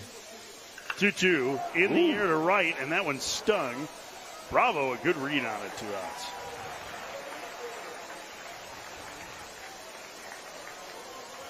It's easily forgivable if you can hit. Yeah, that's right. We'll find a spot. It's all good. What was the Jacksonville? That looks like a beautiful park. Cool. Yeah, it's cool. Right downtown, right by the Jaguars football stadium. Some rodeo was going on. That made it really fun to get home. But yeah, all these the peak spots are phenomenal. Did they make you ride a bull to get home? Wouldn't be a first. I know Round Rock was cold, but that place is awesome. It is. The setting's great in Round Rock, and yeah, I mean it was funny. I went for a week ago Friday. I left Omaha, it was 12 below. Landed in Round Rock, got to the ballpark, it was 38, and you would have thought these people were on the face of the moon. They were so. Oh gosh. And I'm like, it was 50 degrees warmer when I left this morning. 12 below. Than it is right now. 38 felt great for at least like 20 minutes. I remember the first time we were involved with Round Rock that first day was really cold. But the Iowa-Sam Houston State game was freezing. I'm not sure the Ty Langenberg was thought out for that. There's a few that aren't from last week. Brody Breck, though, remember he pitched at LSU that weekend and was like, I didn't know whether he wanted to make pitches or jump in their dugout and start fighting people. He was 8 punch-outs, 6 walks. It was awesome. You hit the Bull mascot twice. My only complaint for the Jacks Classic was the announcers representing us were just a little rough on the eyes. Wow. Darren Vaught, Jack De La Champ. No fun. Male models. Totally boring. That's right.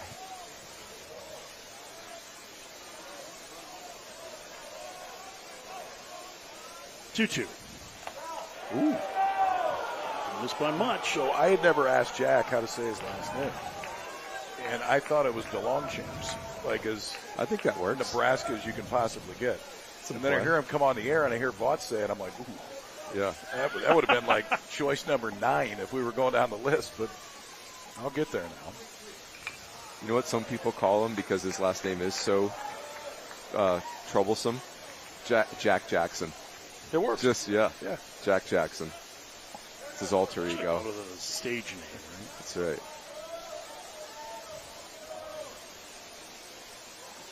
3-2 the count to Cole Chamberlain, the freshman batting. 8-0 Texas in the 5th.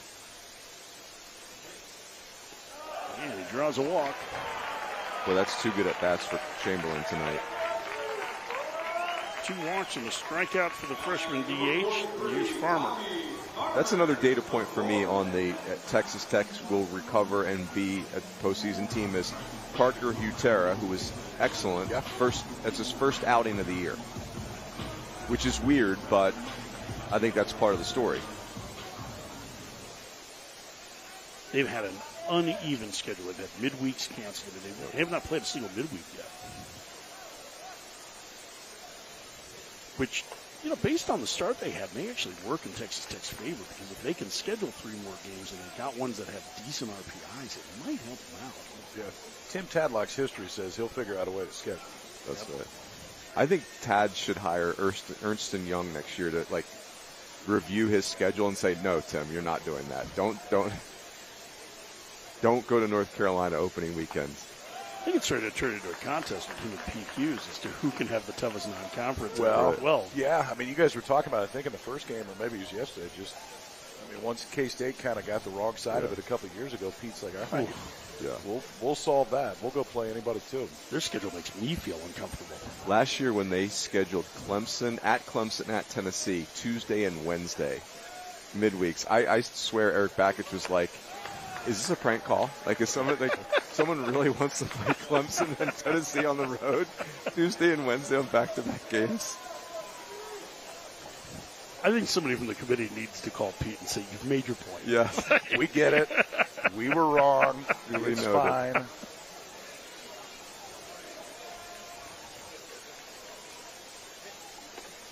Rio's a strike to Farmer. It's 3-1. They go old school Big 8 matchup tomorrow in Frisco. K-State, Nebraska. Oh, love that. Yeah, they play a couple of midweeks during the year, right? Don't they normally play a home and home? Yeah, they usually do.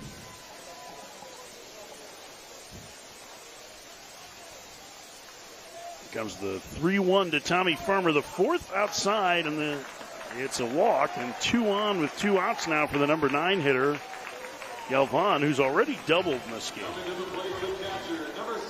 KP, do you have anything on the docket for opening weekend of SEC play? Do you know where you're going, if you're going? My first game is the 15th or 16th, Florida, Tennessee. Oh, in Knox Vegas. The middle game. So, yeah, that'll be laid back. And then Coach Farron and I hang out for a few weeks after that. Who do we have the next week? We've got the Sunday game of Clemson Wake, which should be a pretty good series. Then we go to Charlottesville. Stanford at Virginia. Stanford kicks off next week. They're the Bay Area boys. Stanford's going to Carolina. Cal's going to Duke, I think. But they're both going to the Triangle. Stanford, North Carolina is going to be, I mean, that series is going to be incredible. It should be, yeah.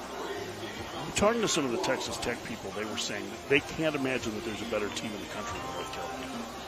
Especially on the mound. They're really good so far. They're really deep. So everybody coming out of that dugout was 93 to 95. Yeah. Tip Tavlock's going to make a pitching change here. Bass's day is done. Trying to keep this an 8-run deficit here in the 5th. It's been all Texas since a 7-run second inning. I'll tell you about the new pitcher for Texas Tech in just a couple of moments. That Virginia-Stanford series should be a lot of fun, though, too, because the way it's set up, we've got the first and third, so we might get Joey Volchko. Yeah, as of now, we would. Yeah. We'd probably miss Lim. He's throwing game 2 as of now. They're going Scott with the opener. Lim and Volchko. Volchko, I saw him when we hung out with Rentaro Sasaki for a day. Volchko was throwing that day in a scrimmage. And, I mean, it's just, if there's a better swing and miss slider in the country, I'd love to see it.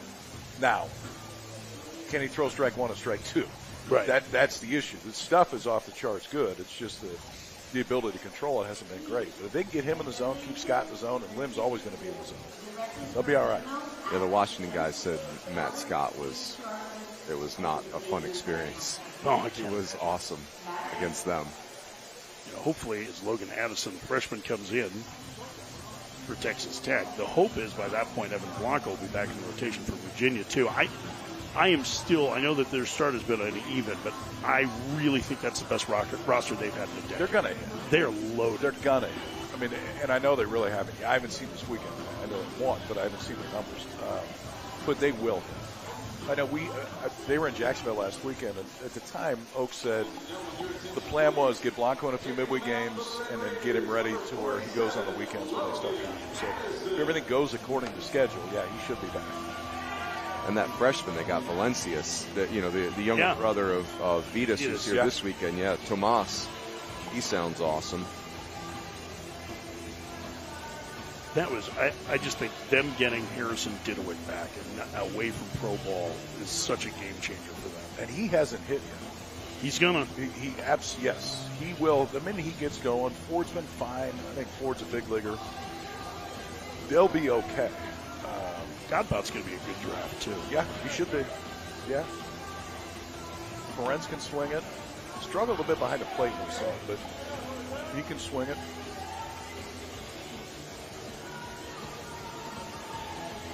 What do you got on the Big 12? What's your take on the Big 12 where it stands right now? Runes and I were talking about this a little bit last night because so many of the teams are off to good starts in non-con. Yeah, I will. After seeing K-State, I'll be interested to see. I'd be surprised if they're not top half of the league. I think Baylor's been maybe a little bit of a surprise so far. Baylor beat Ohio State today. I know that Ohio State's numbers are not great. I know the Devils swept them, but it was 2 one-run games. Baylor's gotten old. Year 3 for Mitch Thompson, and it's like the entire lineup is seniors or older, and it's nothing but left-handers in their rotation. So they're unique.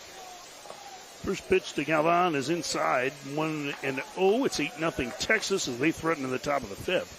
I had Oklahoma State in the regional last year. I know they got bounced, but when you talk about offensive, especially in that ballpark, they played the ball.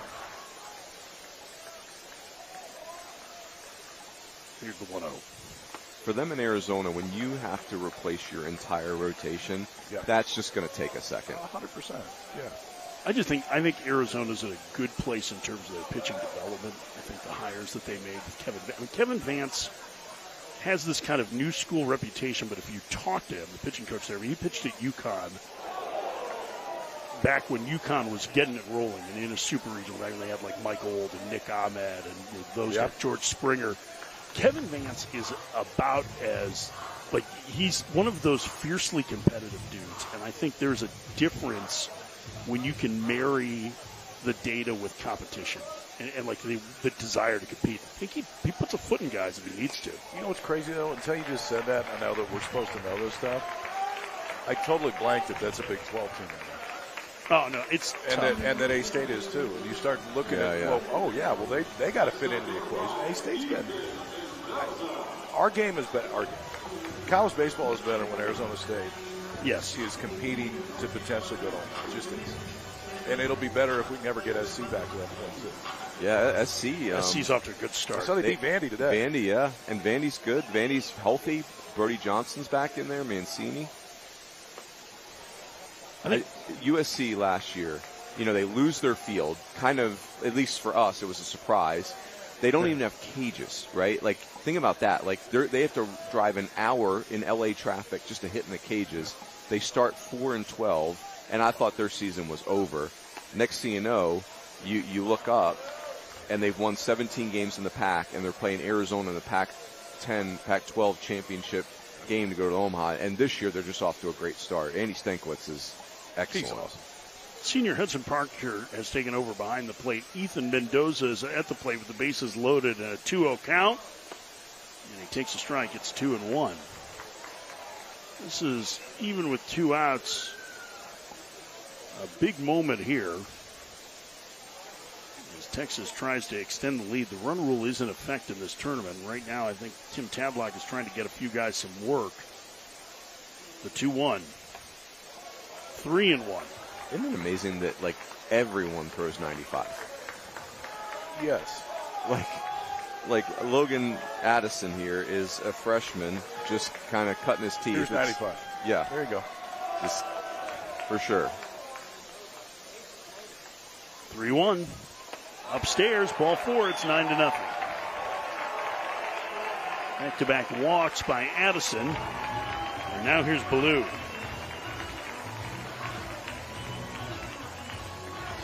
Sideways quickly for Texas Tech tonight.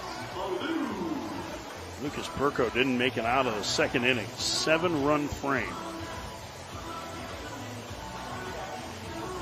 I'm curious about the middle of the Big 12, like we were talking about. Kansas hits that. Texas Tech is that. Is Tim Tadlock's going to make another pitching change here? Hey, did I hear you right?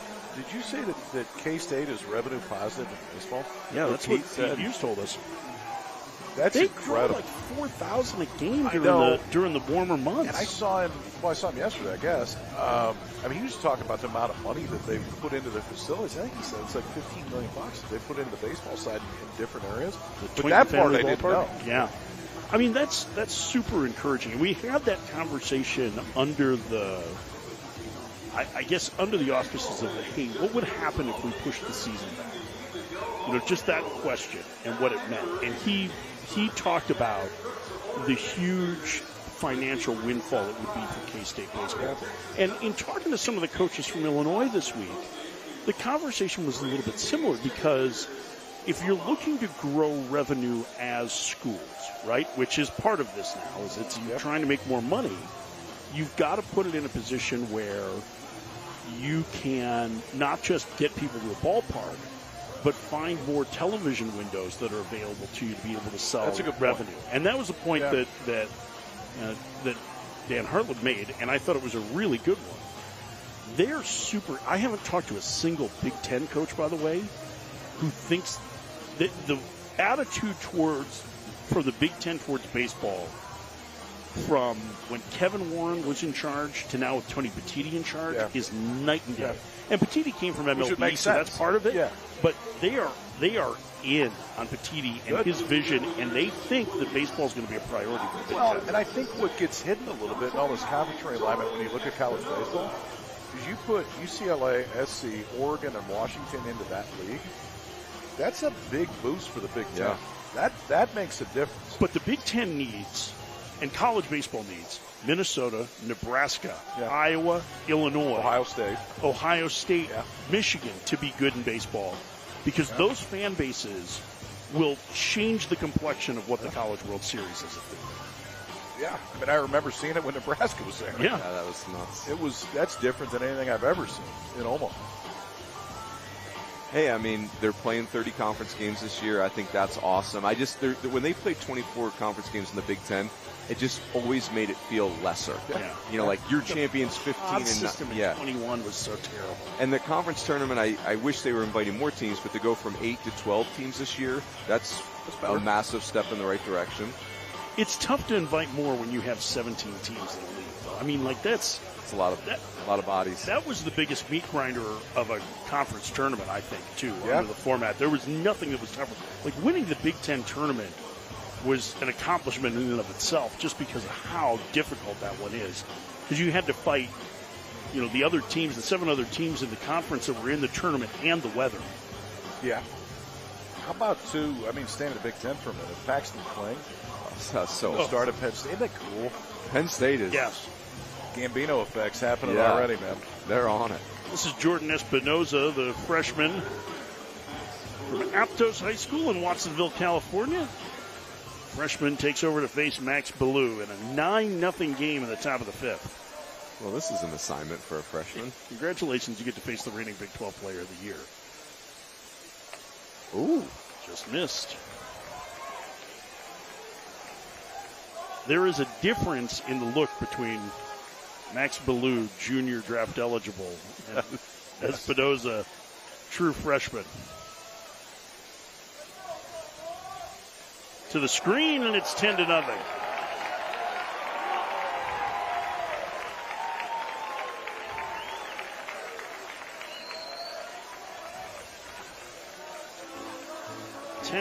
Texas in the 5th. Just to circle back, because I was thinking about it too. You were talking about Ohio State. The way Ohio State has played so far reminds me a little of the way Penn State played a year ago. Now, they had a series win at Stanford early on. Yeah. It ended up not being a very good Stanford team, but there are some similarities, I think, with what Jordan Hare is going to do there and how quickly things are going to turn at Ohio State. There's some Campbell vibes. I mean, when you watch the way they play, they'll drive you nuts in a good way. And I keep thinking, boy, imagine if they'd been able to keep Kazmar and Vital Cheese. What that would have looked like in Fellstead. 3 key guys that transferred out. Oh, DeVoot, too. The kid that went to Michigan. It's in their rotation. Ball 4 as Ballou walks. And the bases reload for Gasparino.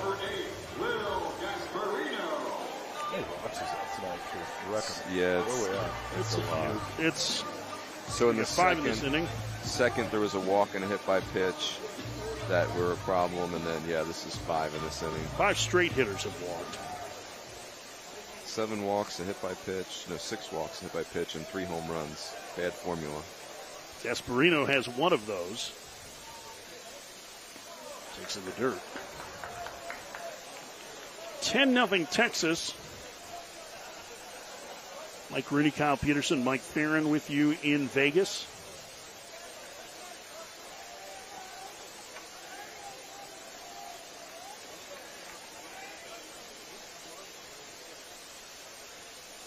Here's the 1-0.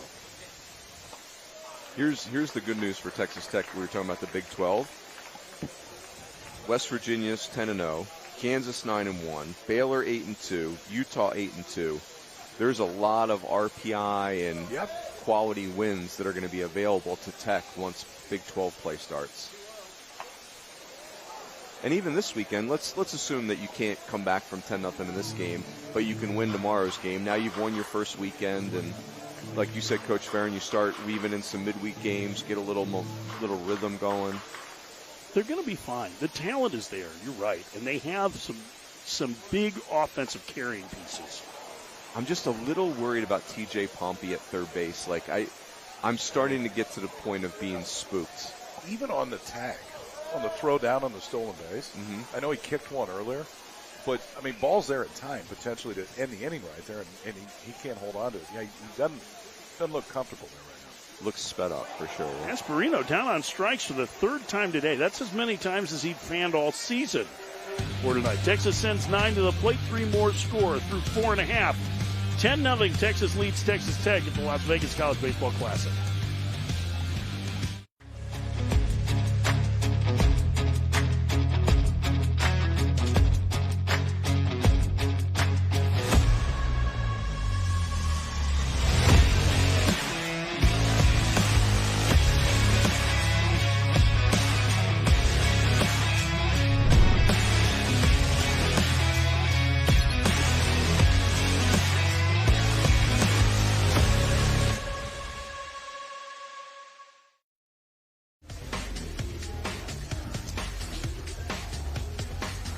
Bottom of the 5th inning, Texas leading Texas Tech 10-0. The Harrison's had a long break here between innings. Thanks to Kyle Peterson for joining us. I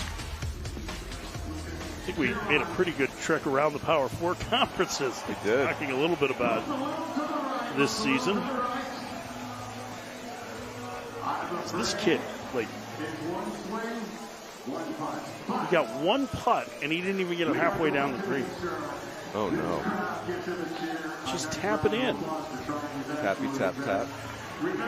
Tap. Are you too good for your whole ball? Well, that's unfortunate. The kid is, like, distraught. Like, what happened? Should we Did he get a practice shot? Where's my mulligan? Protest the game. Let the kid putt. Egregious, I tell you, Rubes. Egregious. Egregious. Luke Harrison's one of the stories for Texas so far. 3 hits allowed through 4 innings. Pitching with a 10-0 lead. This feels a little bit like Texas Tech now is going to try and get some young pitchers work. I mean, that's what we've seen already. Just in an effort to, this is, again, we talked about the lack of midweeks for them. That's one of the things that they've lost. And so the game going sideways, you understand that. Well, and also, if you talk about Texas Tech finishing 10th in the league last year, they'll tell you it was a depth issue on the mound. And so there's a great opportunity today to continue to work on that depth. Peyton Schultz, the Cal transfer, comes off the bench. Takes a strike. 0-1. He's been dealing with a little bit of a nagging injury that has kind of kept him in and out of the lineup. Schultz takes high, 1-1. Schultz hitting here for Coleman Ryan.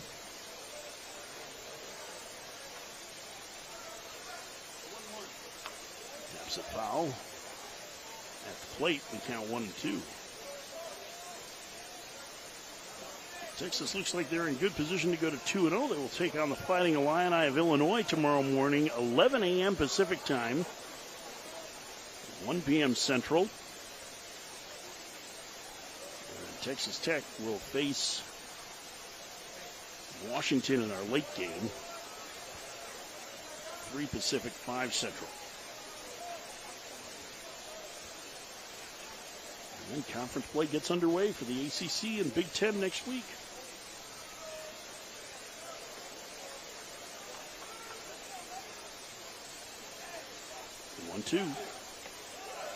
I feel like we've seen this a ton in college baseball, Coach Farron, where it's like teams like Texas Tech that are talented but get off to really rough starts, either there is some fatal flaw in the roster that we just didn't see early, and it is a problem that never goes away, or it's a team that just doesn't find their stride early. Schultz down on strikes and 1 out. And if it's the latter, it's the team that just, it didn't go well early. There is heck to pay late in the season when you run into them, because that scar tissue becomes their advantage, not their disadvantage like it is right now. You know, the biggest thing in this, and I think, again, this is the lack of the midweeks make it look worse, but if this results holds, they'll be, 2-6 through 8 games. You know, if you had a couple of midweeks in there that you had won, 4-6 isn't great in non-conference, even with the schedule that they played. But it would feel a little different than, winning a quarter of your first 8 games.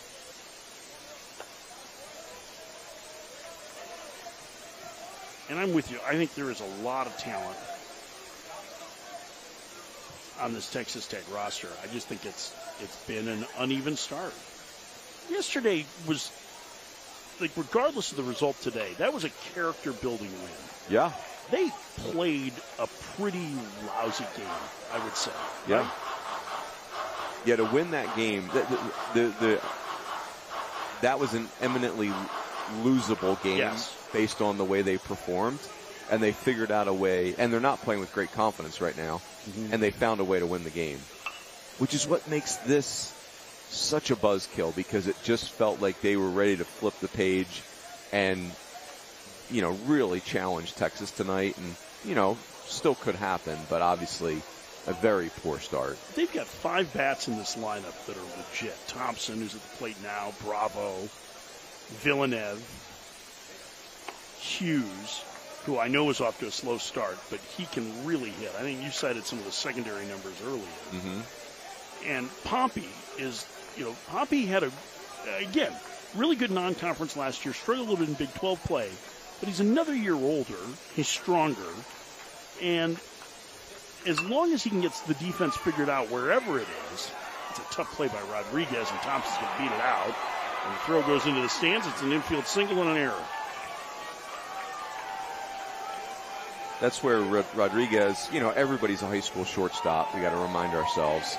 And you can't back up on this ball. Not on this field with that runner, right? As soon as you retreated, you make the catch really hard. You make the throw nearly impossible. Not to mention the fact that Kyler Thompson flies. It almost was like he wanted to do the drop step play for a third baseman, but he misread the hop, right? Yep. Here's Damian Bravo. Max Wiener makes his first appearance, the pitching coach for Texas. Off the mound to talk to Harrison. By the way, 7 strikeouts for Luke Harrison is a career high. Max Wiener, an awesome pitching coach, and also runs a 4.3 40 for the mound. It's amazing. Worried about the hammies, though. Not at his age. Yeah, I guess that's a good point. Max Wiener has to wear the beard just so that he looks age appropriate as a coach. So it doesn't get carded going to the mound. Hold on, who's sending out one of the students? Right. All right, the conference is over. And I think the Texas Tech is going to get some of the defensive stuff figured out, right? They have other defensive options. Yes. If we saw late in the game already, they're willing to move Thompson to left, right? They have Kendall Johnson, who probably isn't quite ready as a hitter, but can really fly and really play center field. There are some things that they can still do to make this work. And at some point, if you feel, they felt comfortable with Pompey at shortstop for a good chunk of last year. And if you feel comfortable enough with him in that position, another year older, and a more natural spot for him, with that bat, that is a potential option for them if Coleman Ryan struggles offensively. And Coleman Ryan plays a really nice shortstop. I think that there's a way to make all of these pieces work. That's kind of what the non-con feels like for them this year is, how does all of this fit together for us? Yep. I think you're right. You've talked me into that. They've got to get the defense fixed, but it feels fixable. The other thing, the elephant in the room for me is Max Hewer is sitting here with a 9.58. Like, he's way too good to be pitching to a 10 ERA. And he was dominant in the first the other day, and then uncompetitive in the second and the third. Like, that's got to get figured out. 3-2 the count to Bravo. Way too talented for these results. That's Zane Petty going tomorrow, too, and that's going to be a really exciting day to see him pitch as a starter now, too. Runner breaks for third. Bravo hits it off the glove of the pitcher. Staying with it, the second baseman throws to first in time to get him, but Thompson flying around the bases scores. Great base running by Kyler Thompson. Texas Tech's on the board. It's 10-1. Boy, does he move. I mean, just flies. And fearless on the base paths. Yeah, there is no chance that he was not scoring on this.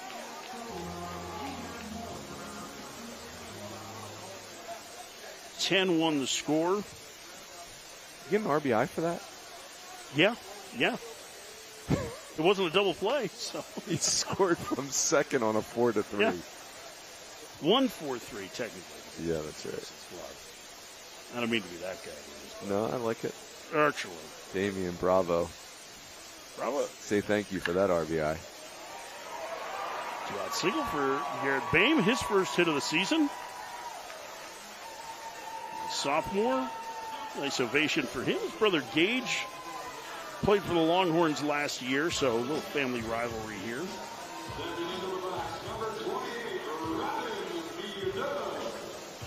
Here's Robin Villeneuve. I'm a sucker for Australian players playing college baseball and Canadian players playing college baseball. I'm already halfway in your fan club just by you showing up. I think, is it just Australian and Canadian, or is it like any international player that comes to play? I guess it is kind of any. Like, we don't see that many international kids that get to college baseball, so it's fun. Yeah, the kids at Indiana State last year from Latin America were awesome. Drew Rarick getting loose in the bullpen. Luis Hernandez, Randall Diaz, the shortstop at Indiana State, he was so great. Luis Hernandez at LSU now, right? Yeah, yep, sure is. 0-2 the count to Villeneuve. Pitch from Harrison. Just missed. Wow. That was almost a very quick punch out. Slider may have been just a little above the zone for Travis Reiniger's liking.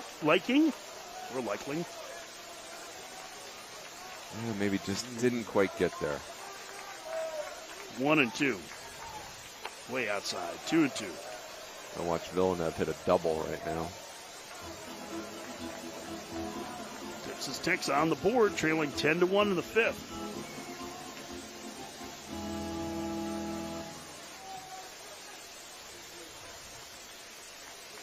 Here's the pitch.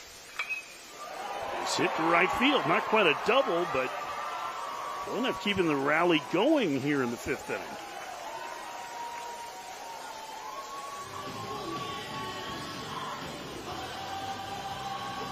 We're getting close to the end of the line for Harrison at 92 pitches.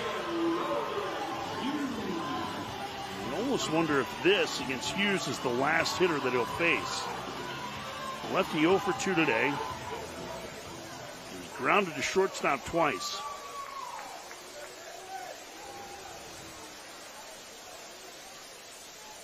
First pitch. Up and in. 1-0. Well, we're about to the learning curve on the Longhorns. We know it's a crooked number offense. We know it's a rotation that's very viable. We just don't know who the bullpen pieces are outside of Max Grubbs, who clearly is going to be in the mix. Drew Rarick, who's getting loose, is a freshman arm that they're very excited about from Fargo, North Dakota, the baseball hotbed that it is. If you own the greater Fargo area in recruiting. Stolen away from the Bison. Grounded to second. Shovel a short, inning over. Texas Tech gets a run. They leave a pair. We played 5. Texas 10. Texas Tech 1.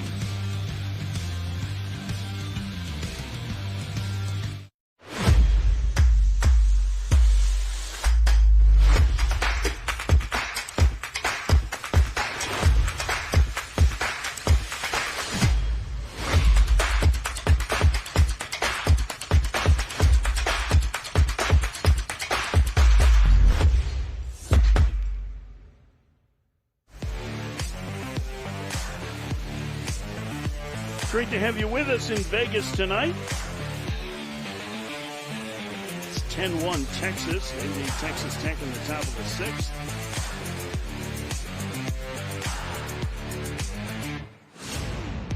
Texas Tech rolling the dice with the freshman. See what I did there? Jordan Espinoza got out of a jam. It was only a matter of time before you started to get into the dice jokes.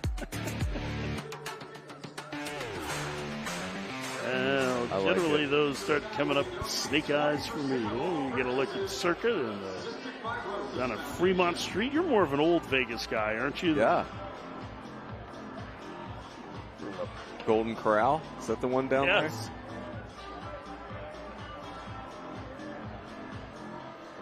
This is a very happy Longhorn fans tonight. And some, maybe not quite as happy Texas Tech fans to this point, although it's never a bad night at the ballpark. There we go. Smiles.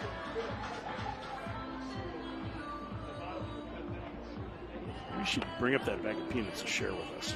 Oh, kiss cam. Oh, there we go. Well done.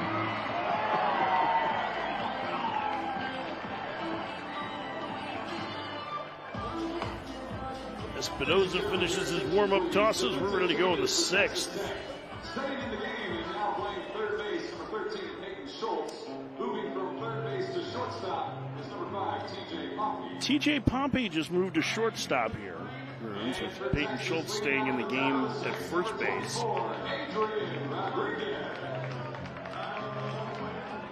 Excuse me, at third base, Peyton Schultz. That's interesting with Peyton Schultz at third, too.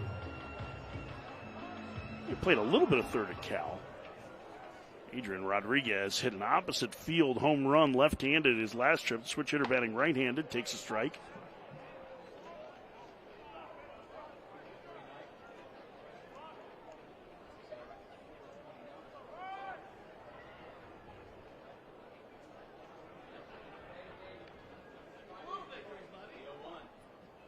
Outside, the count 1-1. Do you think we need to make more of this than it is as a move in a blowout game with Pompey moving to shortstop here? Oh, I think that's. I like it. Like, so let's try all those options, right? Like, you got to get him comfortable. I think where Tech's fighting that is, by all accounts, Pompey was great in the fall and the preseason at third base. Like this, they're more surprised than anyone that these struggles have happened. Called strike 3. Leadoff man gone in the Texas sixth. That'll bring up Jalen Flores.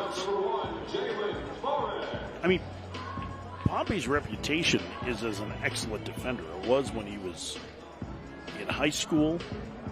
He was a perfect game All-American. It was the glove that really got people's attention. So this feels like a blip on the radar through 8 games defensively. But if he's more comfortable at shortstop and he doesn't have to think about it. As Flores lines it down the left field line towards the corner. Hughes over to get it. Flores the second with a sliding double. You know what's interesting about Flores, Coach Farron, is I think because he's such a big name and he's so dangerous, there's so much power, you're tempted to go soft early to him. And this weekend, we've seen him murder off-speed pitches. I mean, 2 sliders for home runs last night. That's a breaking ball right there. I don't know that soft early is the answer. He struggled at times with velocity over the course of his career. You get a look at T.J. Pompey at shortstop. Okay. Data point. That's right. First pitch misses low to Schussler. I think the thing about shortstop, too, is you're going to make errors at shortstop because that's just hard. But you're so much further from the hitting zone. It's just, and you know, like every player of this caliber was a high school shortstop. Blooped into right field. Bravo coming over, can't get there. It's a base hit. Flores around third. He'll hold as the throw comes home. And Texas has runners at the corners with the one out in the sixth. Bravo's fun to watch throw. Man, that is a great arm. Cannon. Talking to a couple scouts that were here to see him yesterday.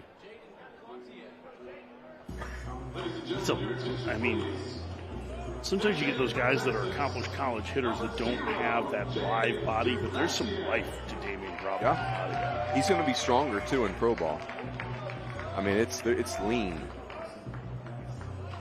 Jaden Duplantier, the junior utility man, is going to pinch hit here against the lefty.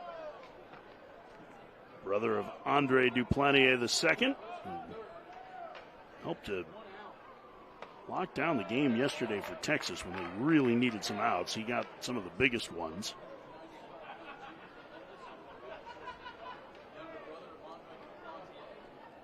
(10-1) Texas leading in the sixth.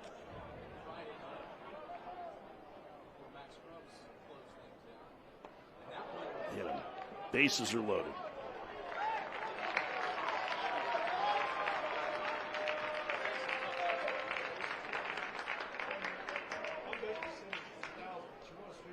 Now batting number 43, Tommy Farmer. There's Tommy Farmer, the fourth.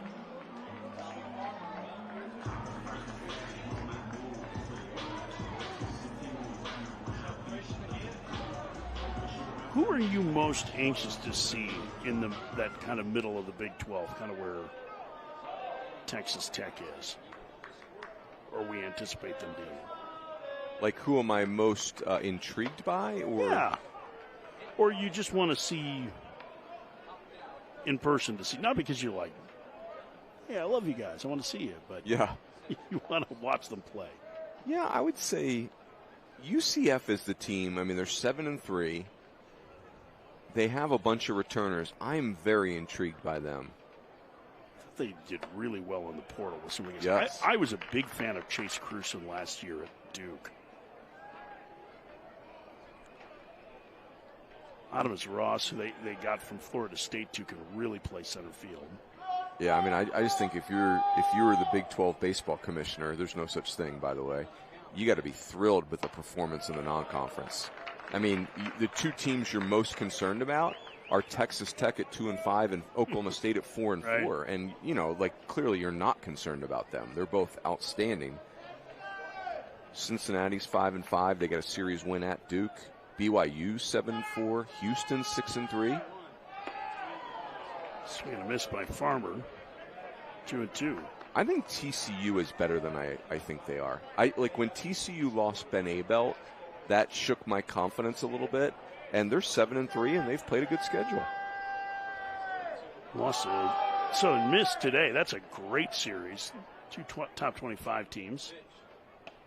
Swing and miss. That was nasty. Espinoza with a strikeout. Second in the inning, 2 outs.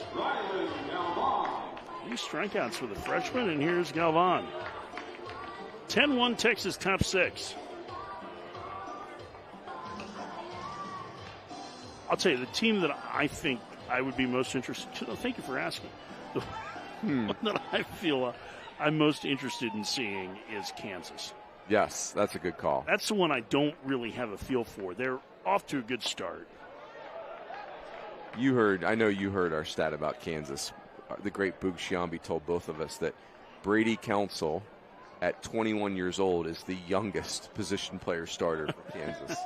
It's a men's league team. He homered again, I think yesterday? I think it was yesterday against Omaha.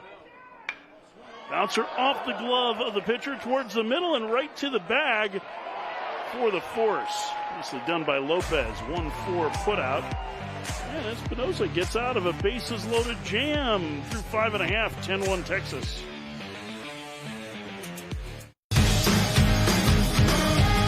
Now at BJ's Restaurants, discover the new $13 Pizookie Meal Deal. With a choice of 8 great brewhouse entrees, like hand-breaded chicken parmigiana pasta or our classic cheeseburger.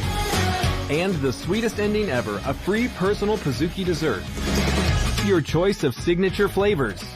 An entree plus free dessert, just $13. That's a sweet deal. Only at BJ's Restaurant and Brewhouse.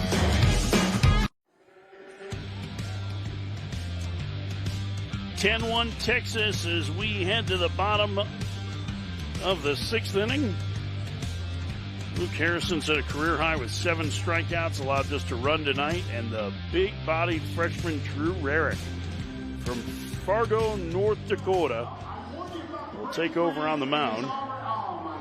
6'5", 250-pound right-hander. And did you just tell me he's a freshman? He is a freshman. True freshman. His dad, Mike, played baseball in North Dakota. This is his 3rd collegiate appearance. Inning in 2/3, 1 hit, 2 walks, 1 strikeout.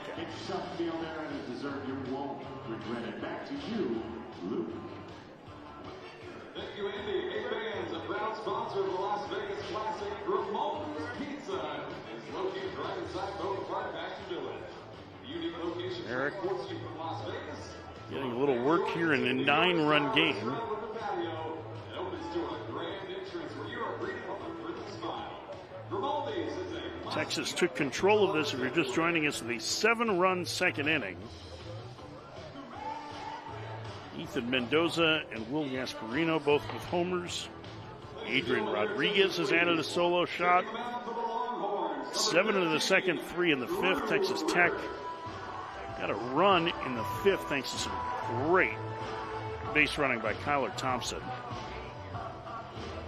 Trying to steal 3rd, he ended up scoring on a grounder to 2nd.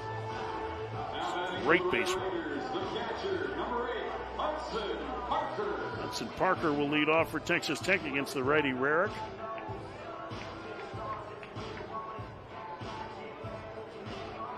This game kind of spaced out a little bit. We've been talking about college baseball around the country. We're just having a conversation about the Big 12. As Texas rocks, right-hander rocks, throws it to the screen at 96. 1-0. You know, that I think if you're Texas Tech, Coach Farron, you gave up 10 runs to this point in the game, and that's the story. But you also didn't do a great job with Luke Harrison. Am I being too hard on Tech there? Is that a Luke Harrison thing, or is that Tech really didn't pressure him very much? I mean, I think I think Luke Harrison was pretty good tonight. Yeah. Personally. I mean, it's, you know, he's not overpowering, but I think you identified it early on. Lefty who can command the inside part of the strike zone to righties, who, you know, the difference between him and Jared Spencer last night was that Spencer almost worked exclusively on that side of the plate. Harrison can move it around. Yeah. And I don't know that in a conference game that you're going to want to get him much more than twice through the order, but he can do that. Third time against some SEC teams, it might be a little bit of a problem, but I mean, Luke Harrison's outing today is like your vintage pitchability lefty outing where the other team wakes up 15 outs later and says, what happened? Right. Where did he go? I mean, it was close to 95 pitches in 5 innings, so it's not like he was super efficient. Yeah, that's fair. That's a good point. But you're right. Like it's enough strikes and it's enough stuff, and he's throwing harder now than he had in a while. You know, he got stronger, so I get it. I think he's to use your phrase, perfectly cromulent. Yes. Saturday starter. I look at that part of my box score, and it's just a very clean space, which speaks very highly of the pitching and not very highly of the offense. And I think he just had good command. I mean, there aren't going to be a whole lot of nights that he strikes out 7. He had 4 strikeouts looking, right? So, yeah, that's incredible. And that happens a lot with lefties when they're, you know, that are like him when they're on their game. There are going to be some nights where Harrison gets knocked around a little bit. If you have the right kind of lineup, I think you're going to be into the bullpen earlier if you're Texas against that. Ooh, that's some cheese. 1 out. Eric's been up to 96 in this inning. Number 5, T.J. Pompey. And here's Pompey. Pompey a single and a strikeout looking against Harrison. So we were talking about the Big 12 earlier and who intrigues you in the middle. Let me throw this one at you with Texas going into the SEC and the gauntlet that it's going to be. Right? I think we can say safely that just based on, of the 16 teams in the league, I think Mizzou is the one that you go, they're probably not going to make a regional this year, right? Or don't have a chance to. So that leaves you 15 teams with at least a puncher's chance of going to the postseason. How many teams win 18 games in the SEC this year? How many win 18 games? I don't think there's a team in the league that's going to run away. I don't even Tennessee, as impressive as they've been, I think it's going to be hard to win 20. Mm-hmm. I'd say 5. It seems like a fairly high number, but you're right, because the schedule is so unbalanced. Yeah. I guess the way I would view the SEC right now is I'm only worried about 2 teams. I'm worried about South Carolina. I just think it's year one of what they're going to try to do under Palmineri. And it'll be interesting to see if they get swept by Clemson tomorrow. The games have been close, though. That's been positive. They just haven't had a tough time scoring. And I'm worried about Missouri, obviously. But the other 14 teams all feel like you go to a regional and then anything can happen. 3-1. Poppy fouls it to the plate. Losing Eli Jersenbeck again for South Carolina was a real, that's a real gut punch for them. And they're unsettled at catcher and just, it's going to take a second. They were very fortunate to keep Petrie, really. Yeah. Ethan Petrie. Yeah, he's your classic college slugger. I know a lot of scouts really liked Petrie his freshman year there. Poppy down on strikes, 2 outs. But I have not heard his name with a lot of buzz early on day one of the draft this year, which is kind of interesting. I think there's some questions about his defensive position, but he got a lot of Pat Burrell comps as a freshman. Now, Mark Kingston, who was the coach at the time, who was the coach in waiting at Creighton, now was helping to drive that bus a little bit, talking about how much he reminded him of Burrell. Burrell was obviously a huge star at Miami. Yep. Just one of those country strong hitters, like when he makes contact, it's just hard to defend it. I think the other team that I would have some questions about as Lopez grounds out is Kentucky. We can talk about that a little bit later if we get a chance to. 1-2-3 inning for Rarick. That was pretty good stuff. We head to the top of the 7th. Texas leads Texas Tech 10-1.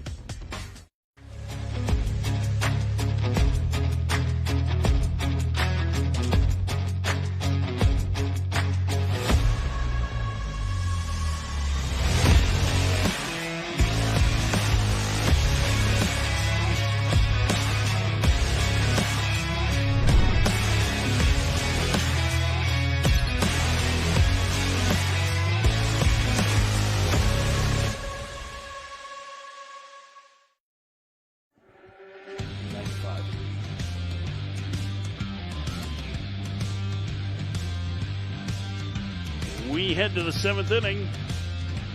Texas with a 10-1 lead over Texas Tech. Pretty impressive fastball from Drew Rarick between 94 and 96 that inning.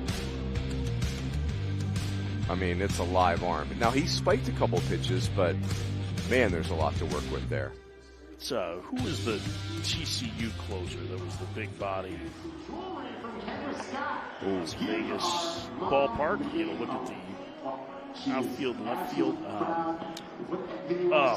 Third rounder of the Astros. He was big ace relievers for the 10 years.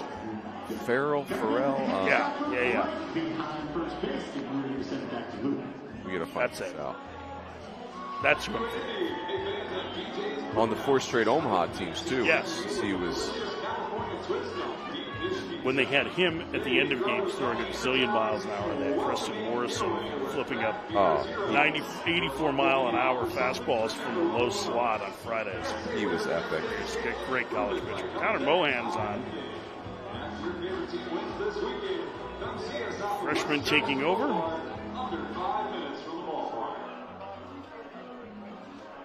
6'3", 165-pound right-hander from Burleson Centennial High School in Texas.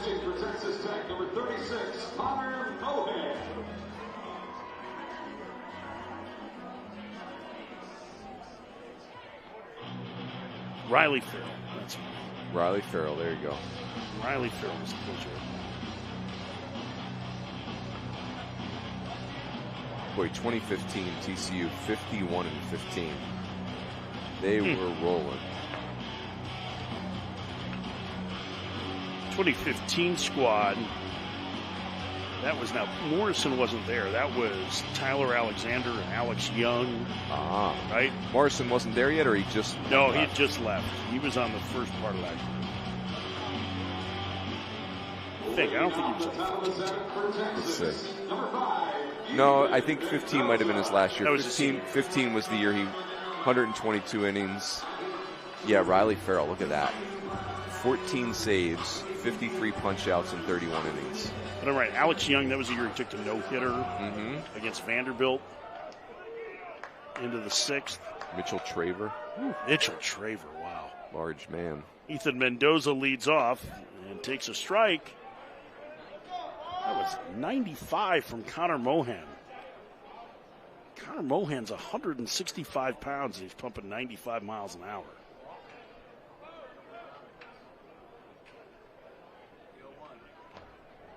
Pitch in the dirt. It's 1-1. Gets your attention right away, huh? Yeah. Addison was throwing 95 too. That's a freshman throwing mid-90s. Start to get these guys worked in a little bit, but you can see how young Mohan looks. I mean, to me, Mendoza looks like a young guy, even as a sophomore. Yep. But Mendoza looks, we saw a lot of him last year at Arizona State, and, by the end of the season, he kind of looked cooked like a lot of freshmen do. He played a lot more than most freshmen do, and, man, he just looks strong and confident and like a different guy. Singles off the glove of Pompey into center field. Thompson gets to it and gets it back in. Leadoff man aboard in the Texas 7th.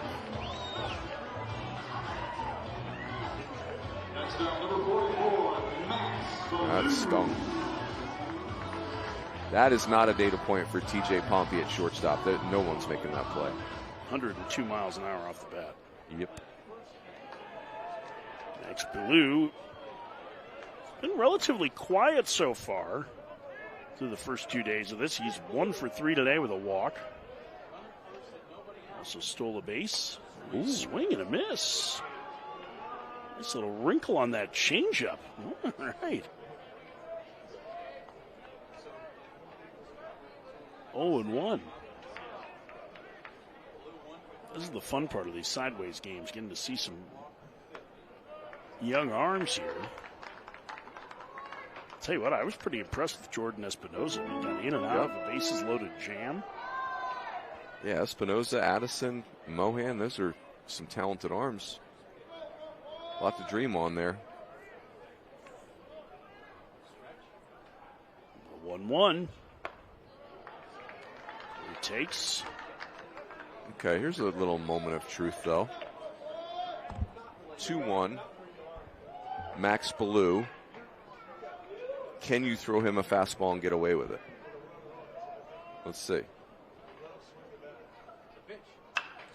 Yes. Beat him with it. At 94. 2-2. Hey now. Okay.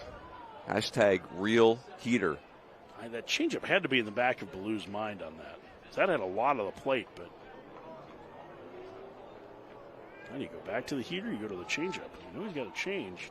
It's a pretty good one. I think I'd throw the change. Runner dives back. Mendoza okay. Landed awkwardly. Seems like he's all right. Mendoza, it's 4 straight multi-hit games for him now.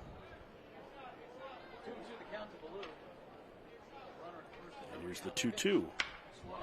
Line down the left field line, slicing in the corner, and it's going to foul.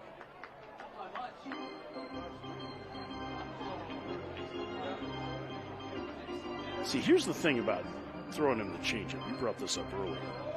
He threw one really good one, and he threw one that faded way off the plate. If he's late on the heater, you want to speed him up if you make a mistake? Yeah. Can't win. Walk him. And pitch to the Rhino? I think that's the punchline, right? Yeah, that's right. Well said. Missed away. Fastball, and the count's full.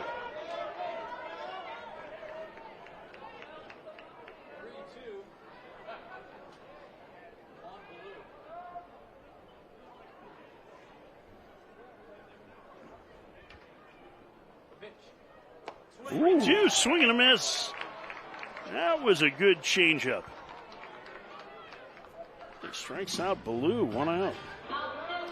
Into the plate, second time he's fanned today. We have Will Gasparino. He's homered and struck out 3 times.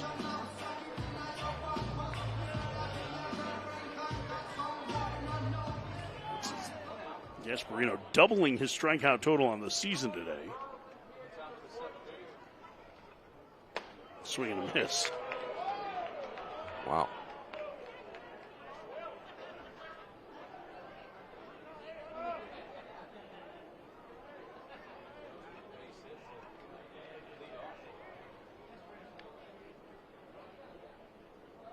The 0-1. This is in. I mean, it's impressive because Mohan is just not very physical. Oh. There's so much more strength he can gain, but that's a fast arm. Yeah, imagine if he fills out. Like, there might be more in there than he's already hit 95 multiple times. Nice down and in. Mendoza taking off for second, and he'll make it there. Mendoza, even with the 9-run lead, running in that spot because the run rule is in effect. Texas is leading by 10 runs at the end of the 7th inning. And we play with the run rule. Like, if you're an SEC program, you're playing with it all year, conference games, and so. Finishing it off makes sense from their standpoint. 100%. Especially with as much as they used their bullpen yesterday. It's 3-1. All right, now this is an interesting pitch. Yep. We haven't seen a breaking ball from him yet. It's been fastball changeup. If he had a curveball, it'd be a good time to use it. Swing and a miss. Oh, who needs a curveball? You can just throw a fastball by Will Gasparino, and the count's full. How about that 2-1 count to Max Ballou? Fastball, no problem. 3-1 to Gasparino. I mean, doesn't even need to protect his fastball, Connor Mohan. 3-2 the count. 1 out. Walks him.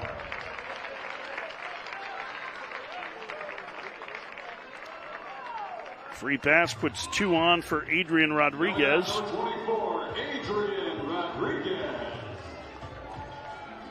Rodriguez, an opposite field home run. Struck out in his 1 at bat hitting left-handed, or hitting right-handed, excuse me.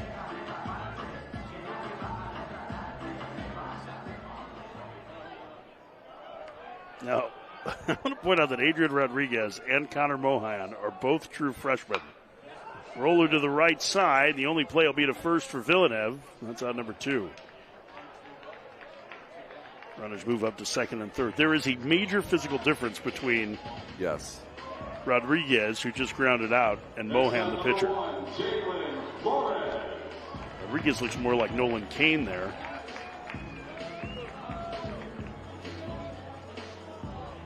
And here's Jalen Flores.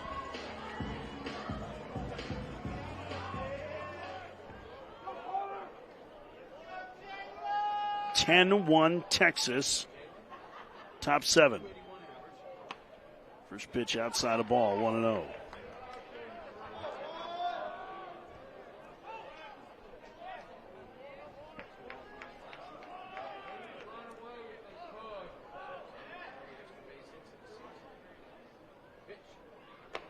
Flores takes outside. It's 2-0.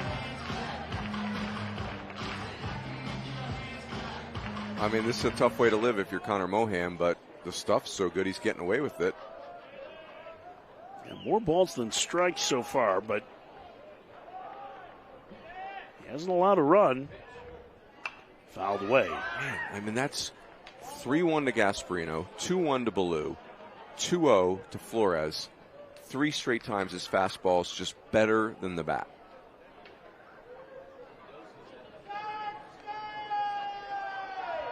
2-1 to Flores.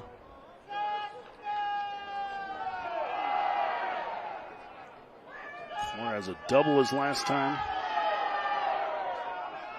Takes high, and the count 3-1. You have to think he's going to get another fastball here.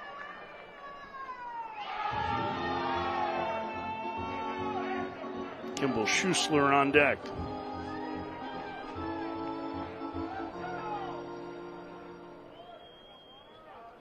(3-1). Ball 4, and the bases are loaded. 3-1 changeup. That's a good take.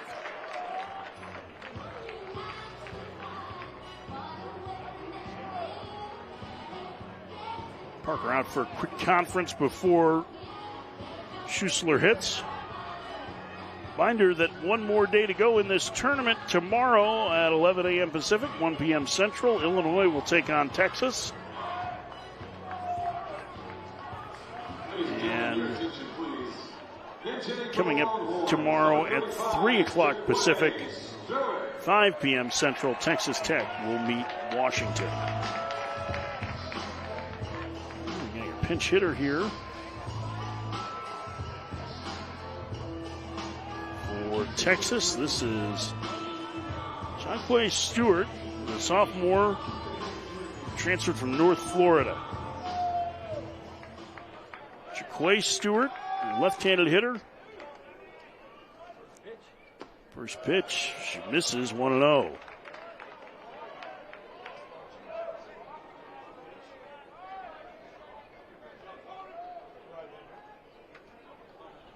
Sinton, Texas native. Who is a big star in junior college last year, the NJCAA World Series All-Tournament team. 15 homers and a .346 batting average while setting the single-season walk record at Northwest Florida State last year. How about that? And he lines it foul.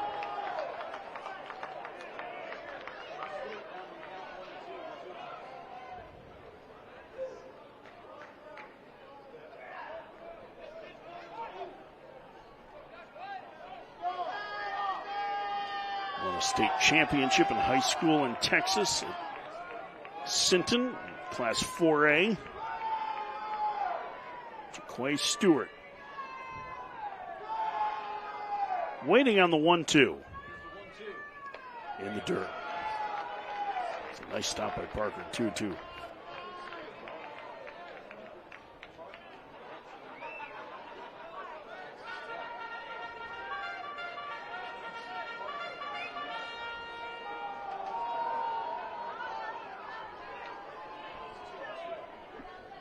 Mohan's next pitch will be his 28th of the inning. Bouncer to first. Villeneuve waits for it, flips to the pitcher covering, and Mohan gets himself in and out of a bases-loaded jam without any damage. It's time to stretch in Vegas. Texas leading Texas Tech 10-1. Dip into your Raising Cane's whenever the craving strikes for something hot and fresh and oh so delicious. Dip in for perfectly salted, crispy, crinkle-cut fries. Dip in for garlicky, buttered Texas toast. And of course, dip in for tender, hand-battered, cooked-to-order chicken fingers made just for you. At Raising Cane's, our secret cane sauce makes every dip a delight. Order on the app or online so you can dip out just as fast as you dipped in. Raising Cane's chicken fingers, one love.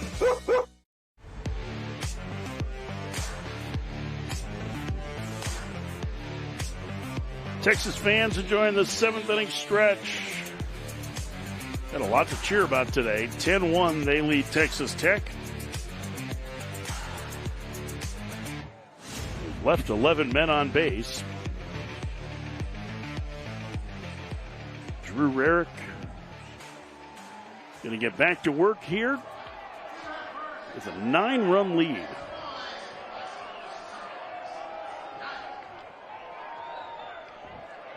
Quay Stewart stays in the game to play first base.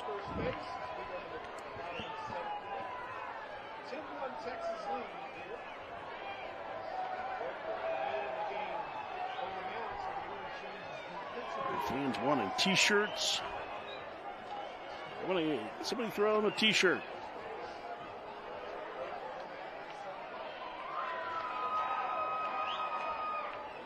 Beautiful night for baseball here in Vegas, Rins. Yes. What are we throwing in the stands, Coach Fran? It's not T-shirts. Paraphernalia.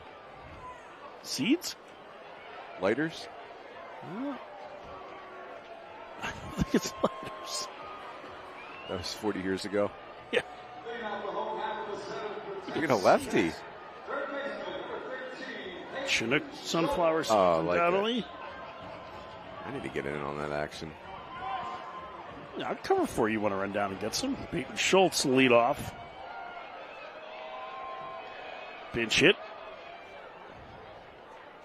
Stayed in the game at third base. The Cal transfer. First pitch from Drew Rarick. Breaking ball in the dirt. I think that's another thing for Texas Tech is how do they get Schultz and Villeneuve in the lineup at the same time? I mean, in theory, one's at first base and one's at DH. But I think that's maybe part of their formula, too. It makes them a little right-handed, but... Schultz played a little third at Cal, didn't he? I feel like they at least tried him over there. I think that's fair. I think he played more first base, but... Yeah. Let's see if I can't find that. He's played third base in summer ball. He made 2 appearances there in 23. But he's played fairly frequently in summer ball.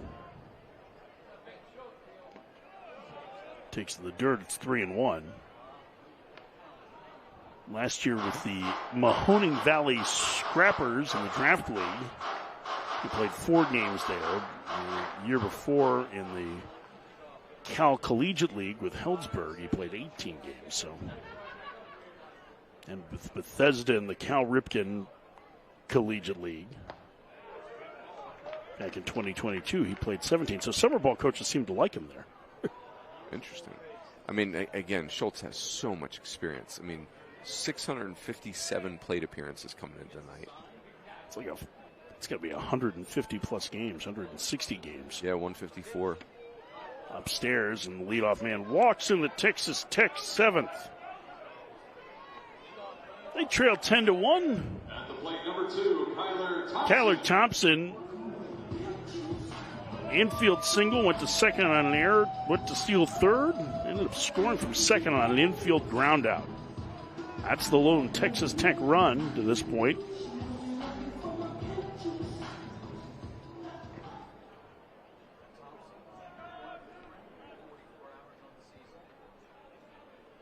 First pitch to the leadoff man in the Texas Tech order is high, ball 1-0.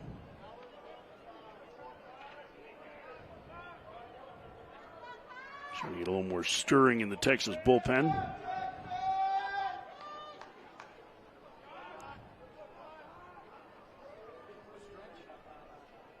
The pitch. A strike. And the count 1-1 to Thompson.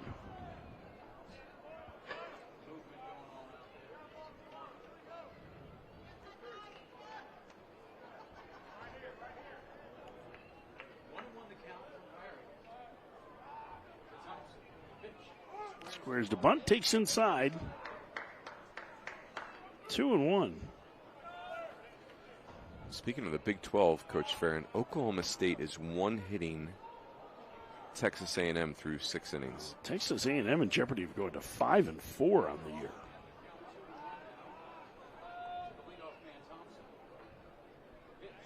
Upstairs, and the count 3-1. I mean, everybody is gunning for the Aggies, right? Mm-hmm. Chase Laviolette off to a slow start offensively for them. Arizona having a really nice weekend for the Big 12. Beat Texas A&M 3-2, beat Mississippi State 6-5. Wow. A one-run win. Looks a lot different than it did opening weekend for them now on the mound, doesn't it? Sure does. Say Casey Hitz gave him 5 innings. Squirrels ball to the bullpen yesterday. Yeah, and let's see who threw today for Arizona. And we know Arizona's got an outstanding offense.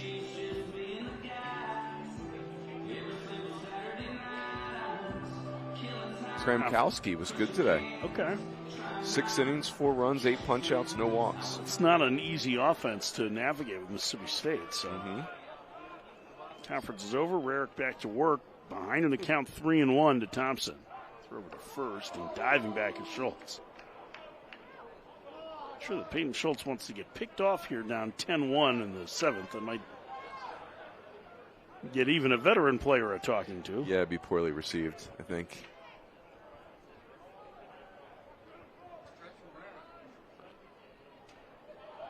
(3-1) Upstairs. Back-to-back walks for Rarick to start the 7th.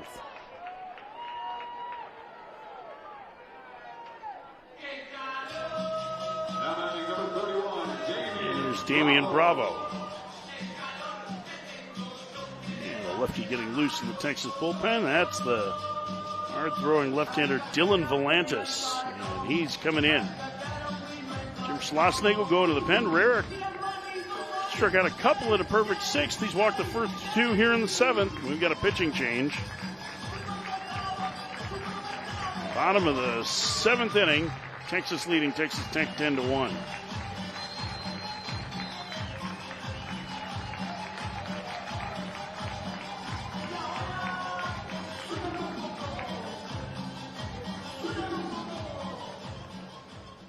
This is one of the freshman arms you were excited to see, I know, in Dylan Volantis. How about a California lefty wearing number 99? What's not to like? Thousand Oaks.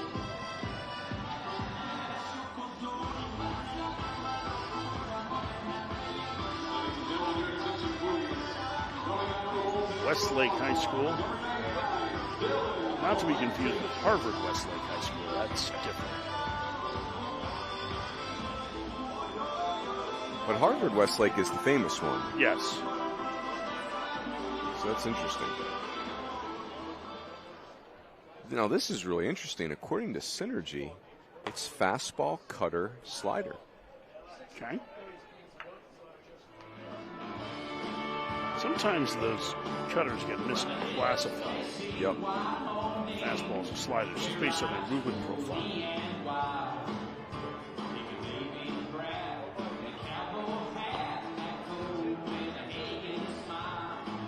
Rarick's velocity wasn't quite as good in that second inning as it was in his first.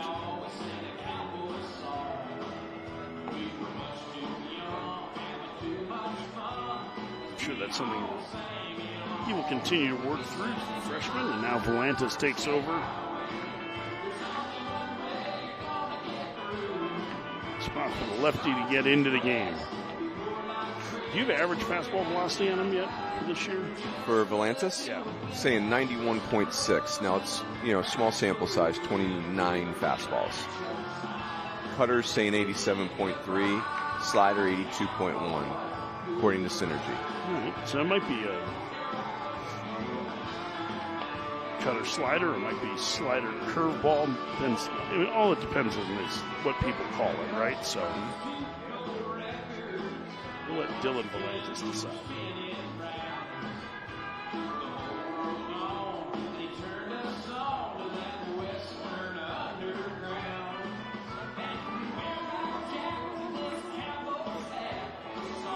Back at it is Damian Bravo will hit for Texas Tech. They trail 10-1, but are threatening with nobody out in the 7th.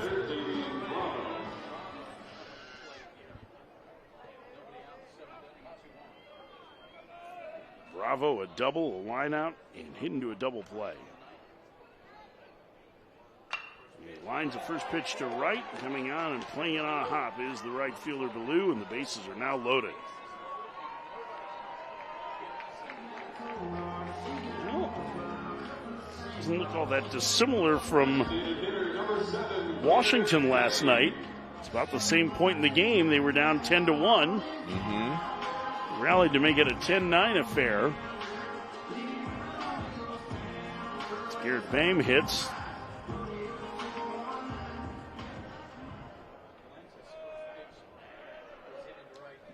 Boehm a base hit in 3 trips. First pitch on the ground to first. Stewart to second for 1. That's all they'll get. It's an RBI fielder's choice, and it's a 10-2 ball game.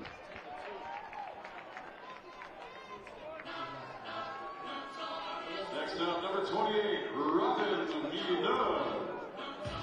Villeneuve now hits 1 for 2, excuse me.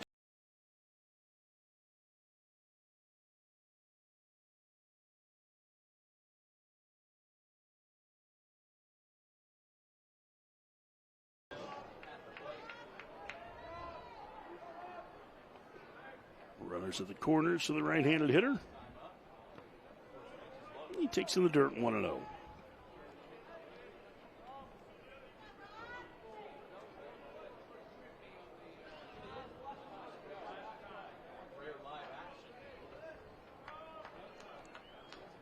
Villeneuve waiting, the pitch. Swing and miss. 1-1. Wait, that's interesting.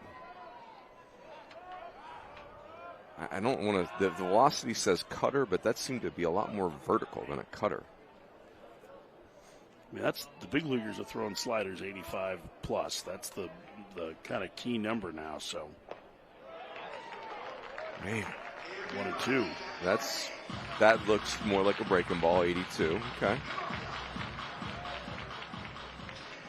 Either way, curve slider. This is not what a normal freshman looks like, just so we're clear. Swing and miss. Chase one in the dirt. That's out number 2. Coming to the plate, number 10, Logan Hughes. Another one of those, I guess they're classified as sliders, but slower breaking ball, and that's the second out, and here's Hughes. This is not going to be a fun at bat for Logan Hughes, I don't think. Nah, left on left. This does not look appetizing. 0 for 3. Runner goes from first. The throw down by Galvan. Not in time. The throw back home. Gets away. Scoring is Thompson on the double steal. It's a 10-3 game.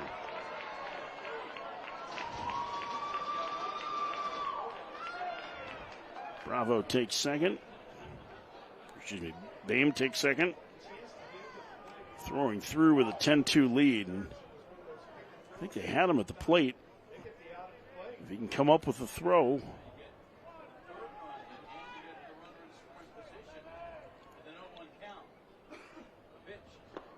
I don't, again, it's 10-2 at the time, but I don't get doing that with Volantis facing Hughes when Volantis looks like an absolute nightmare of a matchup for the left-handed hitter. The percentages tell you that Volantis is getting this out. Oh, nice play by Mendoza. The throw offline. And coming home is the runner from second, Boehm. It's going to be only a single and a throwing error for Hughes. Hughes with that high chopper runes. It was a really nice play by Mendoza just to get there, but the throw was always going to be low percentage there. Hughes got tangled up at first base, too. They're checking on him. It's a tough spot, trying to let the two bases avoid the collision, but there wasn't much any of that he could do with Stewart and where he was stretched out, and Max Wiener's going to come out to visit with Volantis.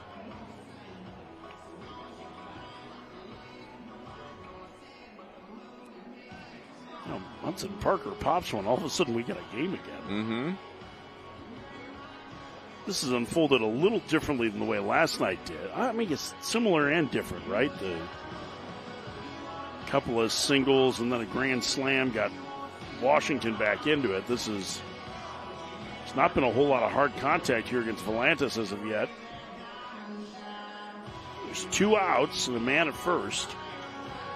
Rarick walked those last 2 hitters he faced, right? And that's a problem. Yep.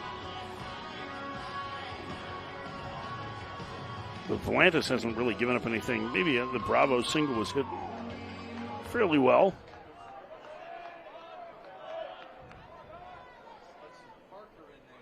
First pitch inside to Parker, 1-0. It's uncomfortable enough, though, 10-4. Mm-hmm. It was 10-0 at one point. Back in the 5th inning.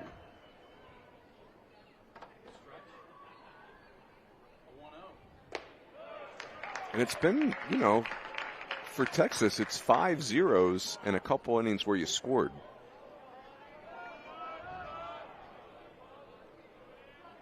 Yeah, they've had the big inning, but they haven't been able to do anything else. The freshmen have done a pretty good job out of the pen. All things considered for Texas Tech.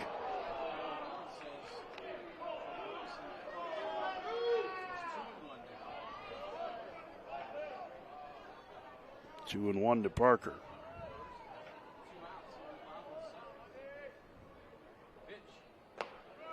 2-2. He just sure does seem to command that slider well.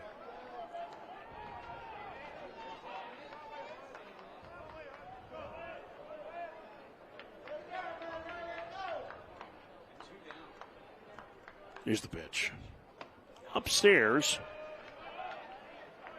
And the count now full to Hudson Parker. 2 outs, man at first. Texas Tech batting, trailing 10-4 in the 7th.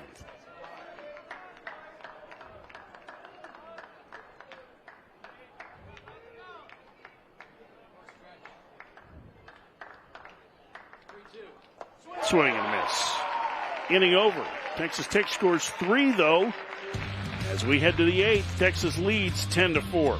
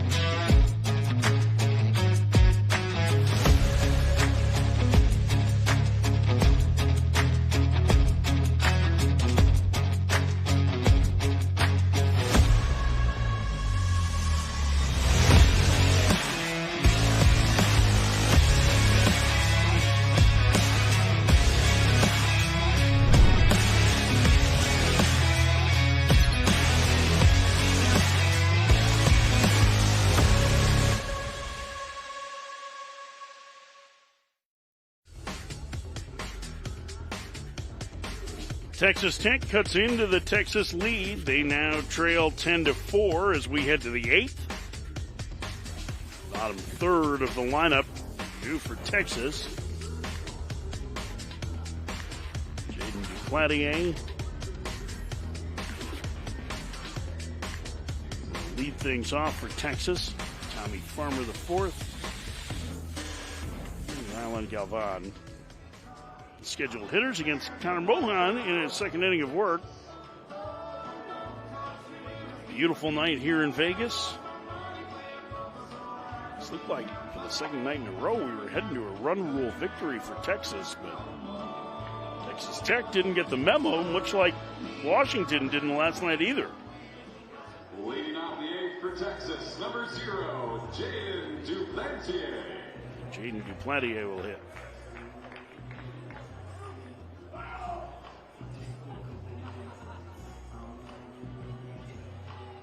Duplatier, pinch hitter.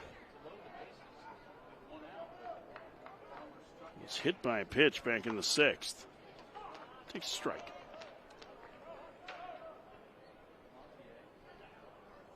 A couple of freshmen have settled things down for Texas Tech. They've had some traffic, but Jordan Espinoza and Connor Mohan have done pretty good jobs.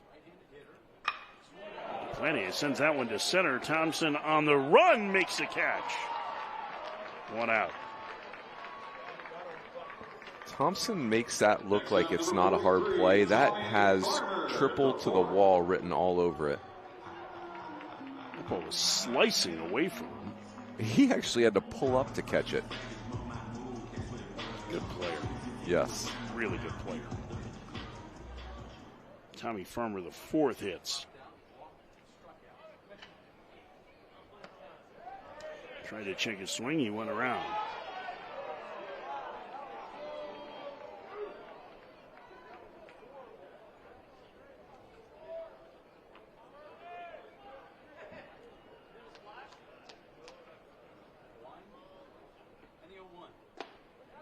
Strike.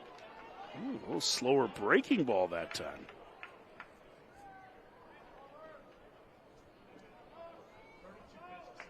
First time we've seen that from Mohan.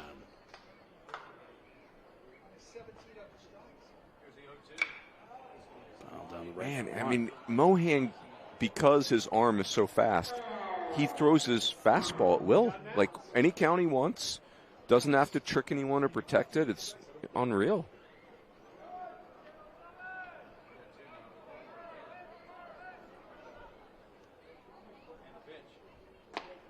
Just missed. Slider that time. The count 1-2.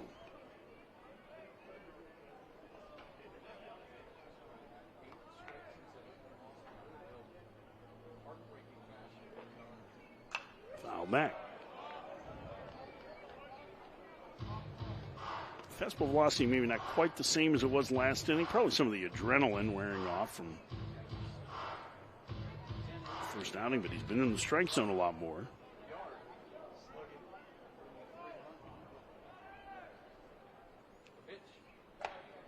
One misses in. 2-2 to Farmer.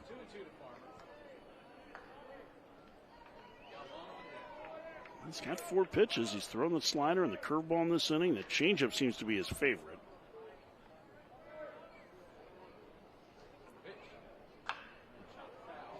Plate. That really cranked on Farmer. The only positive for Tommy Farmer there is that he hit it off of his own thumb, which made it less velocity on his leg. But either way, that whole sequence is not. It's not designed to make you feel good. No, it's not. We don't advise that.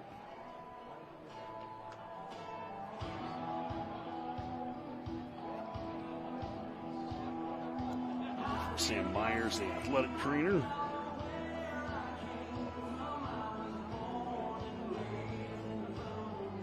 Sees what she needs. All right, Tommy Farmer ready to get back in the box. Farmer's already been hit by a pitch tonight. He's also walked.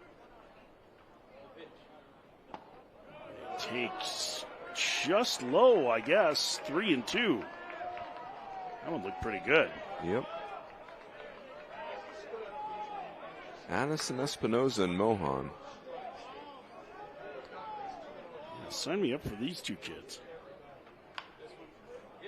Tapper pass him out. Going to be a tough play for Pompey. Throws to first in time to get him. Wow.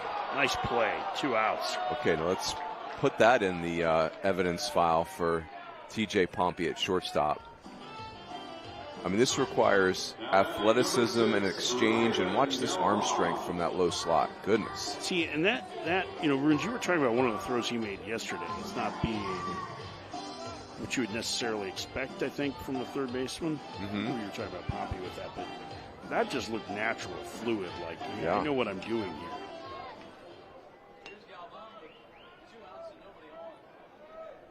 These last 2 arms in particular, Espinoza and Mohan, have had really good results. You mentioned Anderson. He walked both guys that he faced, but was throwing 95 miles an hour, Logan Anderson. So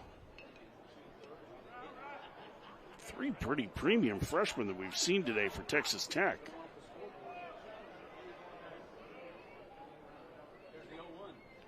And it seemed weird at the time, but now it seems like kind of have given them a chance to get back into this game. They're down half a dozen, but Poppy's going to lead off the eighth. And you just feel like if you're Tech, if you can get within 3, given what Texas experienced last night, the tension in this game gets palpable. Yeah, it's been all Texas since the second inning. Now, that said, Dylan Volantis that's not going to come easily.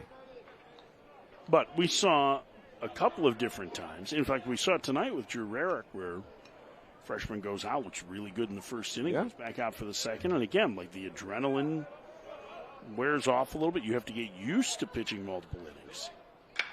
It's still very early in the season. And I think this is, one of the things we haven't talked about this weekend is next year teams are going to have 35 days to prepare for the season as opposed to, 17 right now? It's going to make a massive difference on who's available and for how long early in the season. Also going to have a smaller roster. Yeah. So you're going to need them to be ready early. Yeah. Yeah, you're going to need everybody stretched out sooner. Sooner in the part of the season. But Rylan Galvan is a very physical player. They have a long history of catchers that are kind of like that. I think back to like Danny Arguelon. Boy, he was good. Or Silas. Danny was Danny. The dad. Yeah. He's a youth coach now. The dad played in the big leagues, is that correct? Or AAA? AAA, for sure. I don't remember if Danny played in the big leagues or not. I think he may have. Center field, a base hit. Vaughn still busting it out of the box after 2 long nights of catching. He's on base for a third time. He turns the lineup over for Mendoza. Mendoza tonight, a 3-run homer, a single and a walk in 5 trips.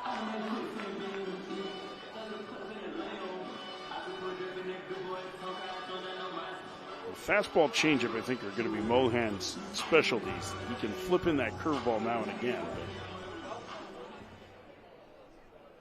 But still, this is pretty impressive for the freshman. Remember that in the last inning, he threw more balls than strikes and got out of a jam. Swing and miss. Well, maybe he's got that slider, too. Yeah. This is weekend rotation stuff. Yeah, the stuff, he throws enough strikes to survive. I don't know if it's enough command to, it doesn't have to be yet, right? Right. Kind of pitch his way into these roles. But, man, the arm talent is something. And in the second inning, the velocity is down now to 91. But, he's almost at 50 pitches, too, so. Just a absence of hard contact, too. I know Galvan just scorched that ball, but. Wow. Another spinner that had him out in front.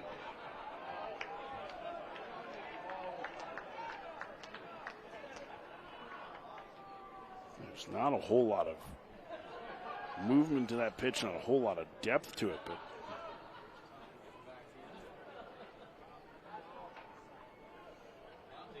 just could not pick it up. 1-2. In the air to right.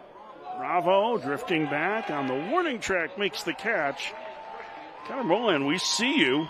2 scoreless innings for the freshman right-hander tonight. Through 7.5, 10-4 Texas.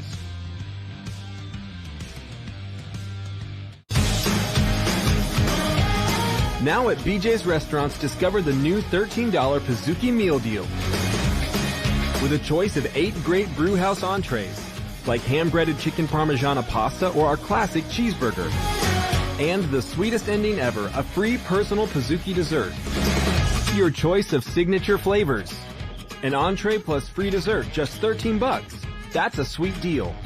Only at BJ's Restaurant and Brewhouse. Back at Las Vegas Ballpark. Texas in command, 10-4 ball game. Dylan Volantis, the highly touted freshman. See if he can take this home for the Longhorns. Beautiful scene from center field.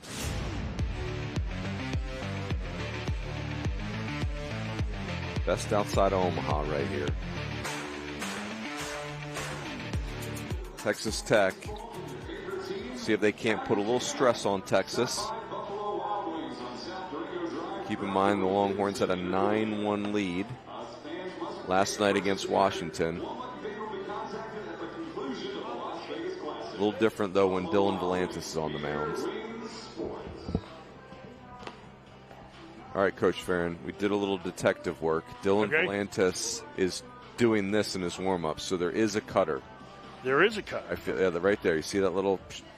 I feel like there is a cutter. It doesn't look like it's cutting much, but it does change the velo, which is something. That's something. So it is fastball, cutter, slider.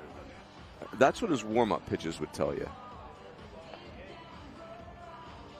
What Coach Rooney was talking about is the way that his glove moves. He can kind of signal to the catcher what it's going to be. If he were to pull it back towards him, it'd be a changeup. Mm-hmm. You kind of flip it over, it's a curveball.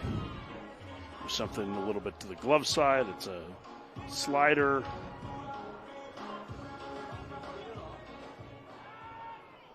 Might just kind of give a little tap to the glove side for cutter.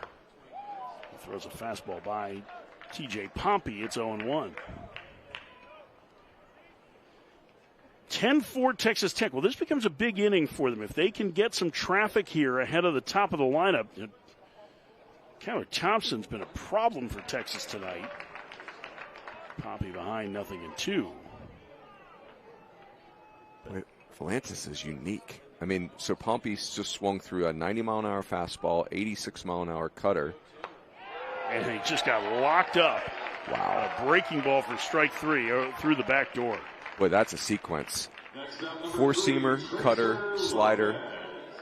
Good evening, good afternoon, good night. It's 3 strikeouts for Volantis. 1 out for Tracer Lopez. I'll tell you, the freshmen that we have seen tonight, Rarick and Volantis, and then Anderson, Espinoza, and Mohan, as Lopez squares the bunt and takes a ball, have been really impressive. Mm-hmm. I want to make sure that it's clear that Anderson and Espinoza are separate people in case there are some old prospect hounds that are listening that remember Anderson Espinoza, but he was the top pitching prospect in baseball. That one through the left side past the diving Rodriguez. Lopez a 1-out single. Not quite getting uncomfortable yet for Texas, but let's start.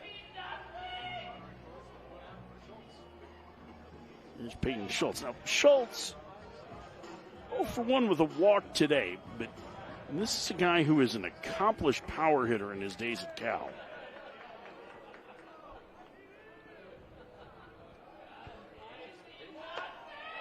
Takes a strike. It's 0-1. In fact, he played in this event last year for Cal.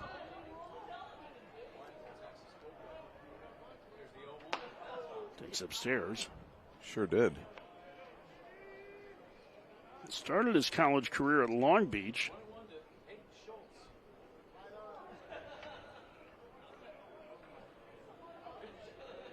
Swing and a miss.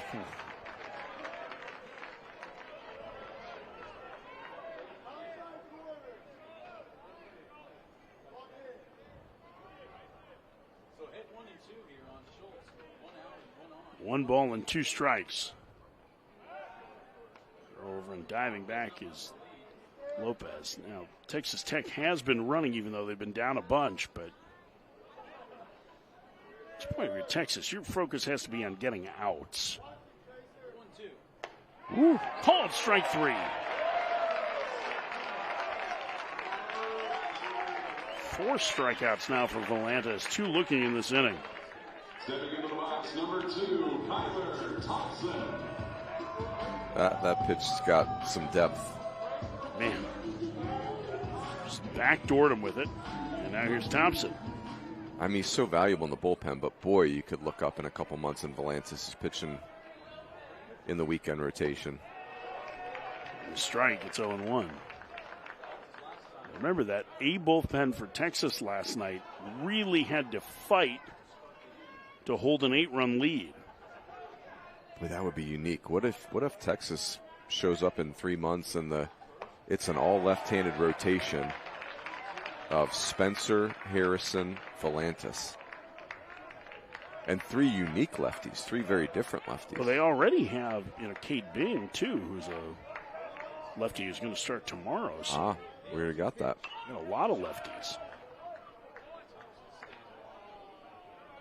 So, I mean, regardless of, let's say, Volantis were to do it, Harrison certainly has a lot of bullpen experience, right? So he could be a guy that, if they wanted to flip them at some point, or maybe Volantis just takes on a role over the course of his freshman year. Probably a better way to manage his innings in the end versus the rotation.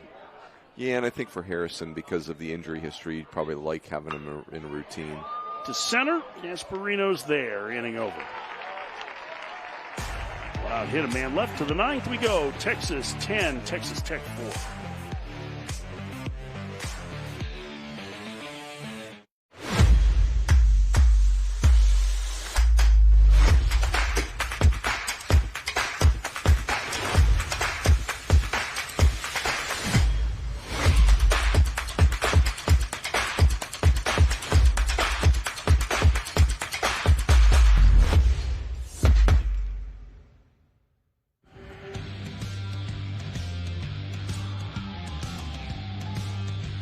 Take a look at tomorrow's schedule for the Las Vegas College Baseball Classic. 11 a.m. Pacific time. That's 1 p.m. Central. We'll have Illinois and Texas. Longhorns looking to get to 2-0. Texas Tech will take on Washington at 3 p.m. Pacific. That's 5 Central. So that should be the championship game tomorrow afternoon with Illinois and Texas. I'm not sure how the tiebreaker works, because I guess if Texas Tech were to beat Washington, they would also be 2-1, right? So, and if this holds, there's a belt on the line, so there is. You need a tiebreaker. There's only one belt, Coach Farron. Can't share. The new pitcher for Texas Tech, Jonathan Lowe.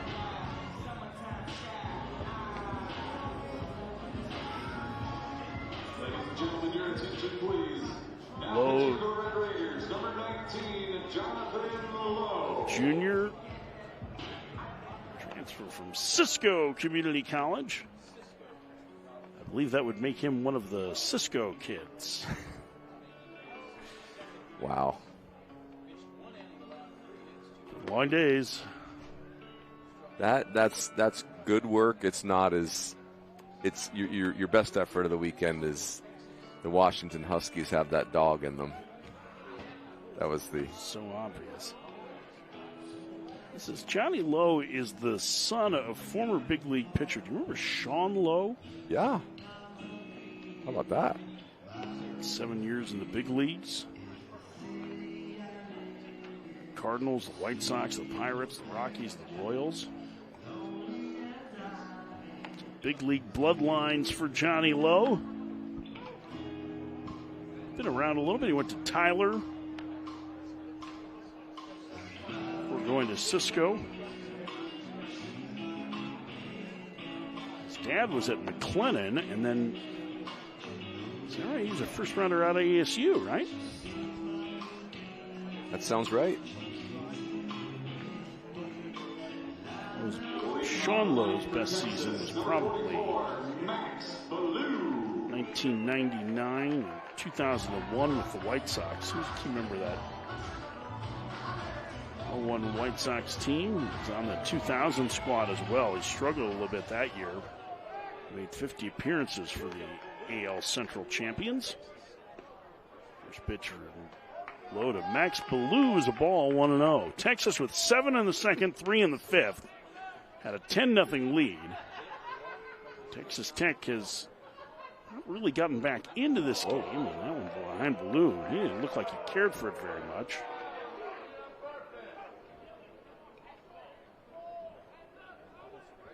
Kind of looking out at Lowe a little bit.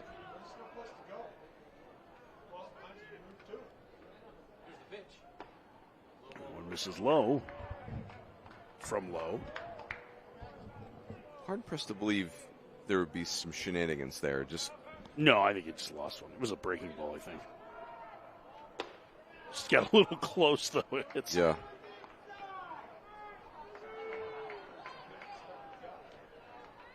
We have a Longhorns football player behind the plate giving the umpire a hard time. Or a civilian in a football jersey. On the ground to first, backhanded by first baseman Villeneuve, who will toss the first one out. Starting into play number 8, Will Gasparino. Here's Will Gasparino.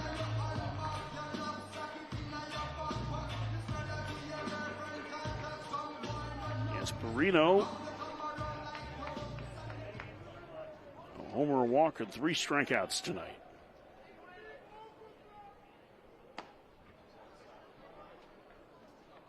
Texas Tech will have heart of their order due in the bottom of the 9th, trailing by 6.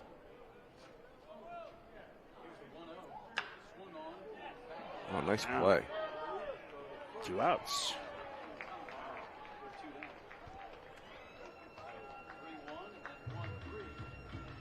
Stepping up, number 24, Adrian Rodriguez.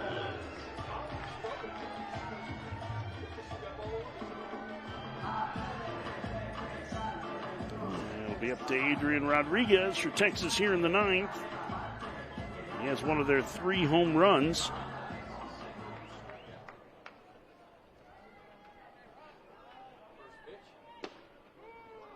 Pitch misses low. It's 1-0.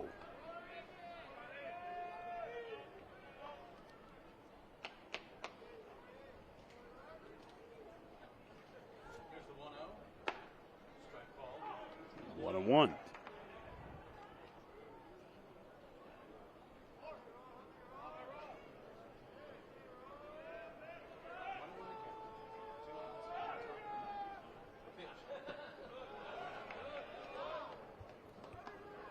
Bravo, Bame, Villeneuve. Due in the 9th for Texas Tech. They try to put together a rally. Johnny Lowe trying to get them there.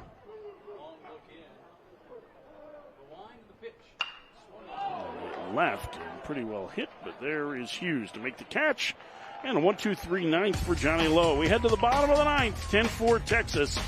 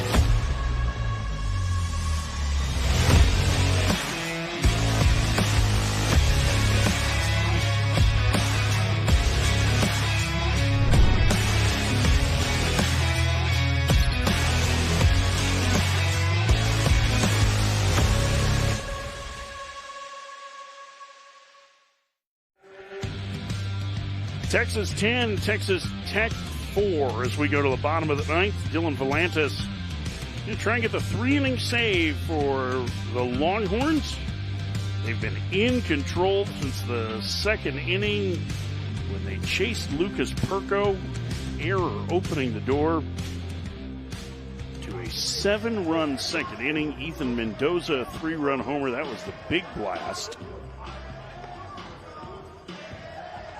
Will Gasparino, Adrian Rodriguez have also homered for Texas. This was a 10-0 Texas lead at one point. And Texas Tech has kept us playing. They single runs in the 5th and a 3 spot in the 7th.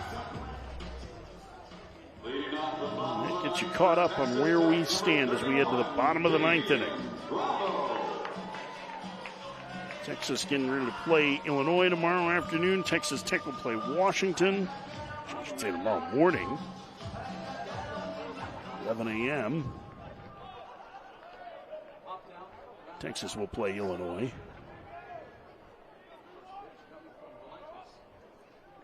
First pitch misses low to Damian Bravo, 1-0. This is the old, you need a bloop and a bloop and a bloop and a bloop and a bloop and a bloop and a blast. Yep. And Texas Tech can come back and win this one.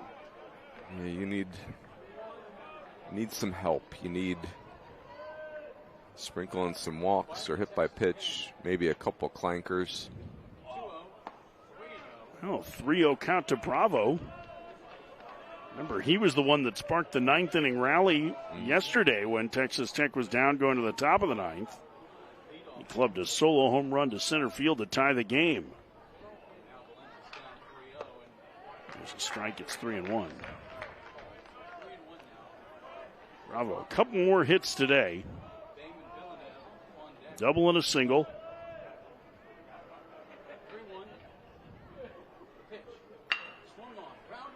Short. Flores. Throw him out. 1 out.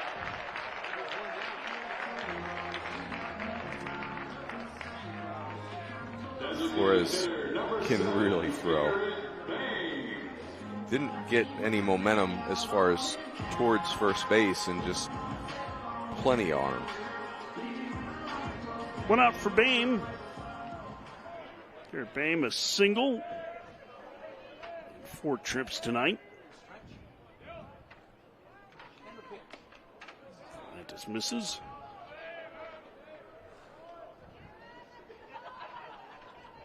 It's 1-0.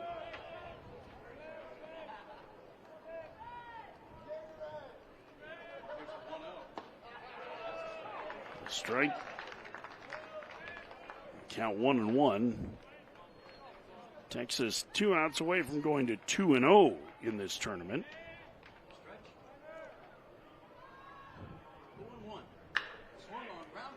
And that one eats up Rodriguez.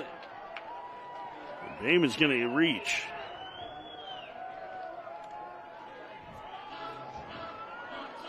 Boehm's had a little bit of a rough, or Rodriguez had a little bit of a rough go defensively these last 2 days.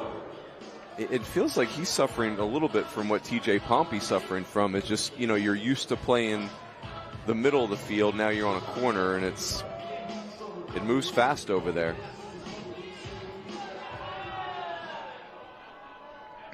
Here's Villeneuve, 1 for 3.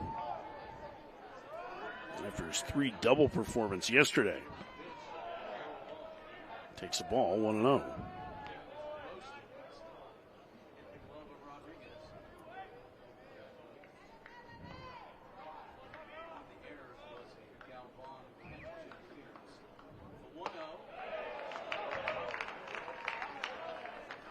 Count evens at 1-1.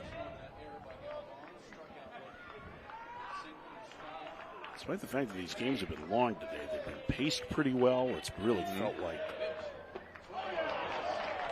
good, crisp baseball, just lots of action. Villeneuve down in the count 1-2.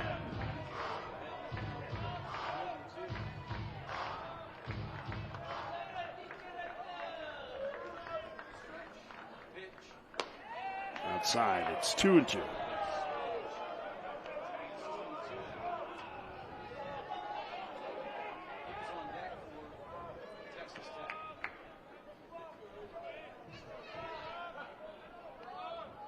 Still holding the runner at first. Even up 10-4. And down on strikes is Villeneuve. 5th strikeout for Volantis. And now Texas 1 out away from a victory. Number 10, Logan Hughes. Go to 2-0 in this tournament. They'll be up to Logan Hughes. An infield single. against Volantis back in the 7th.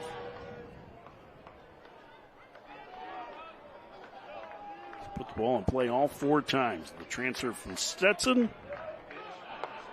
Runner will take second with 2 outs. It's 0-1.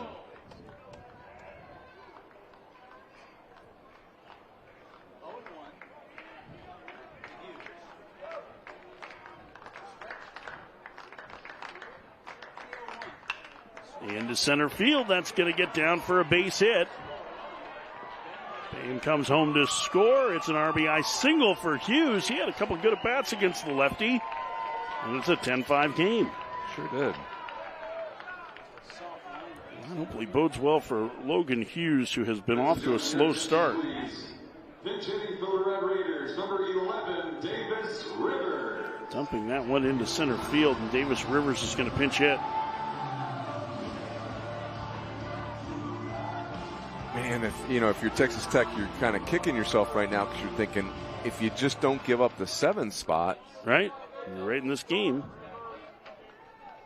Again, much like what's gone wrong for them this season, that it was an error that opened the door for them. But they have played much better defensively than Texas has tonight. Texas with 4 errors.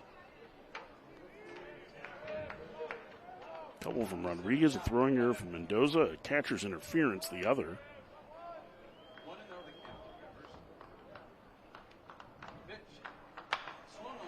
One floated out towards shallow center. Mendoza makes the catch. And Texas hangs on to win 10-5. The power of Texas on display tonight. As Mendoza and Flores celebrate like Liam from Big Lebowski. Well done. 10-5. I'll tell you, Texas, I think that's the story of their team. They can put a crooked number on you in a heartbeat. And Dylan Volantis has got future star on the mound written all over him.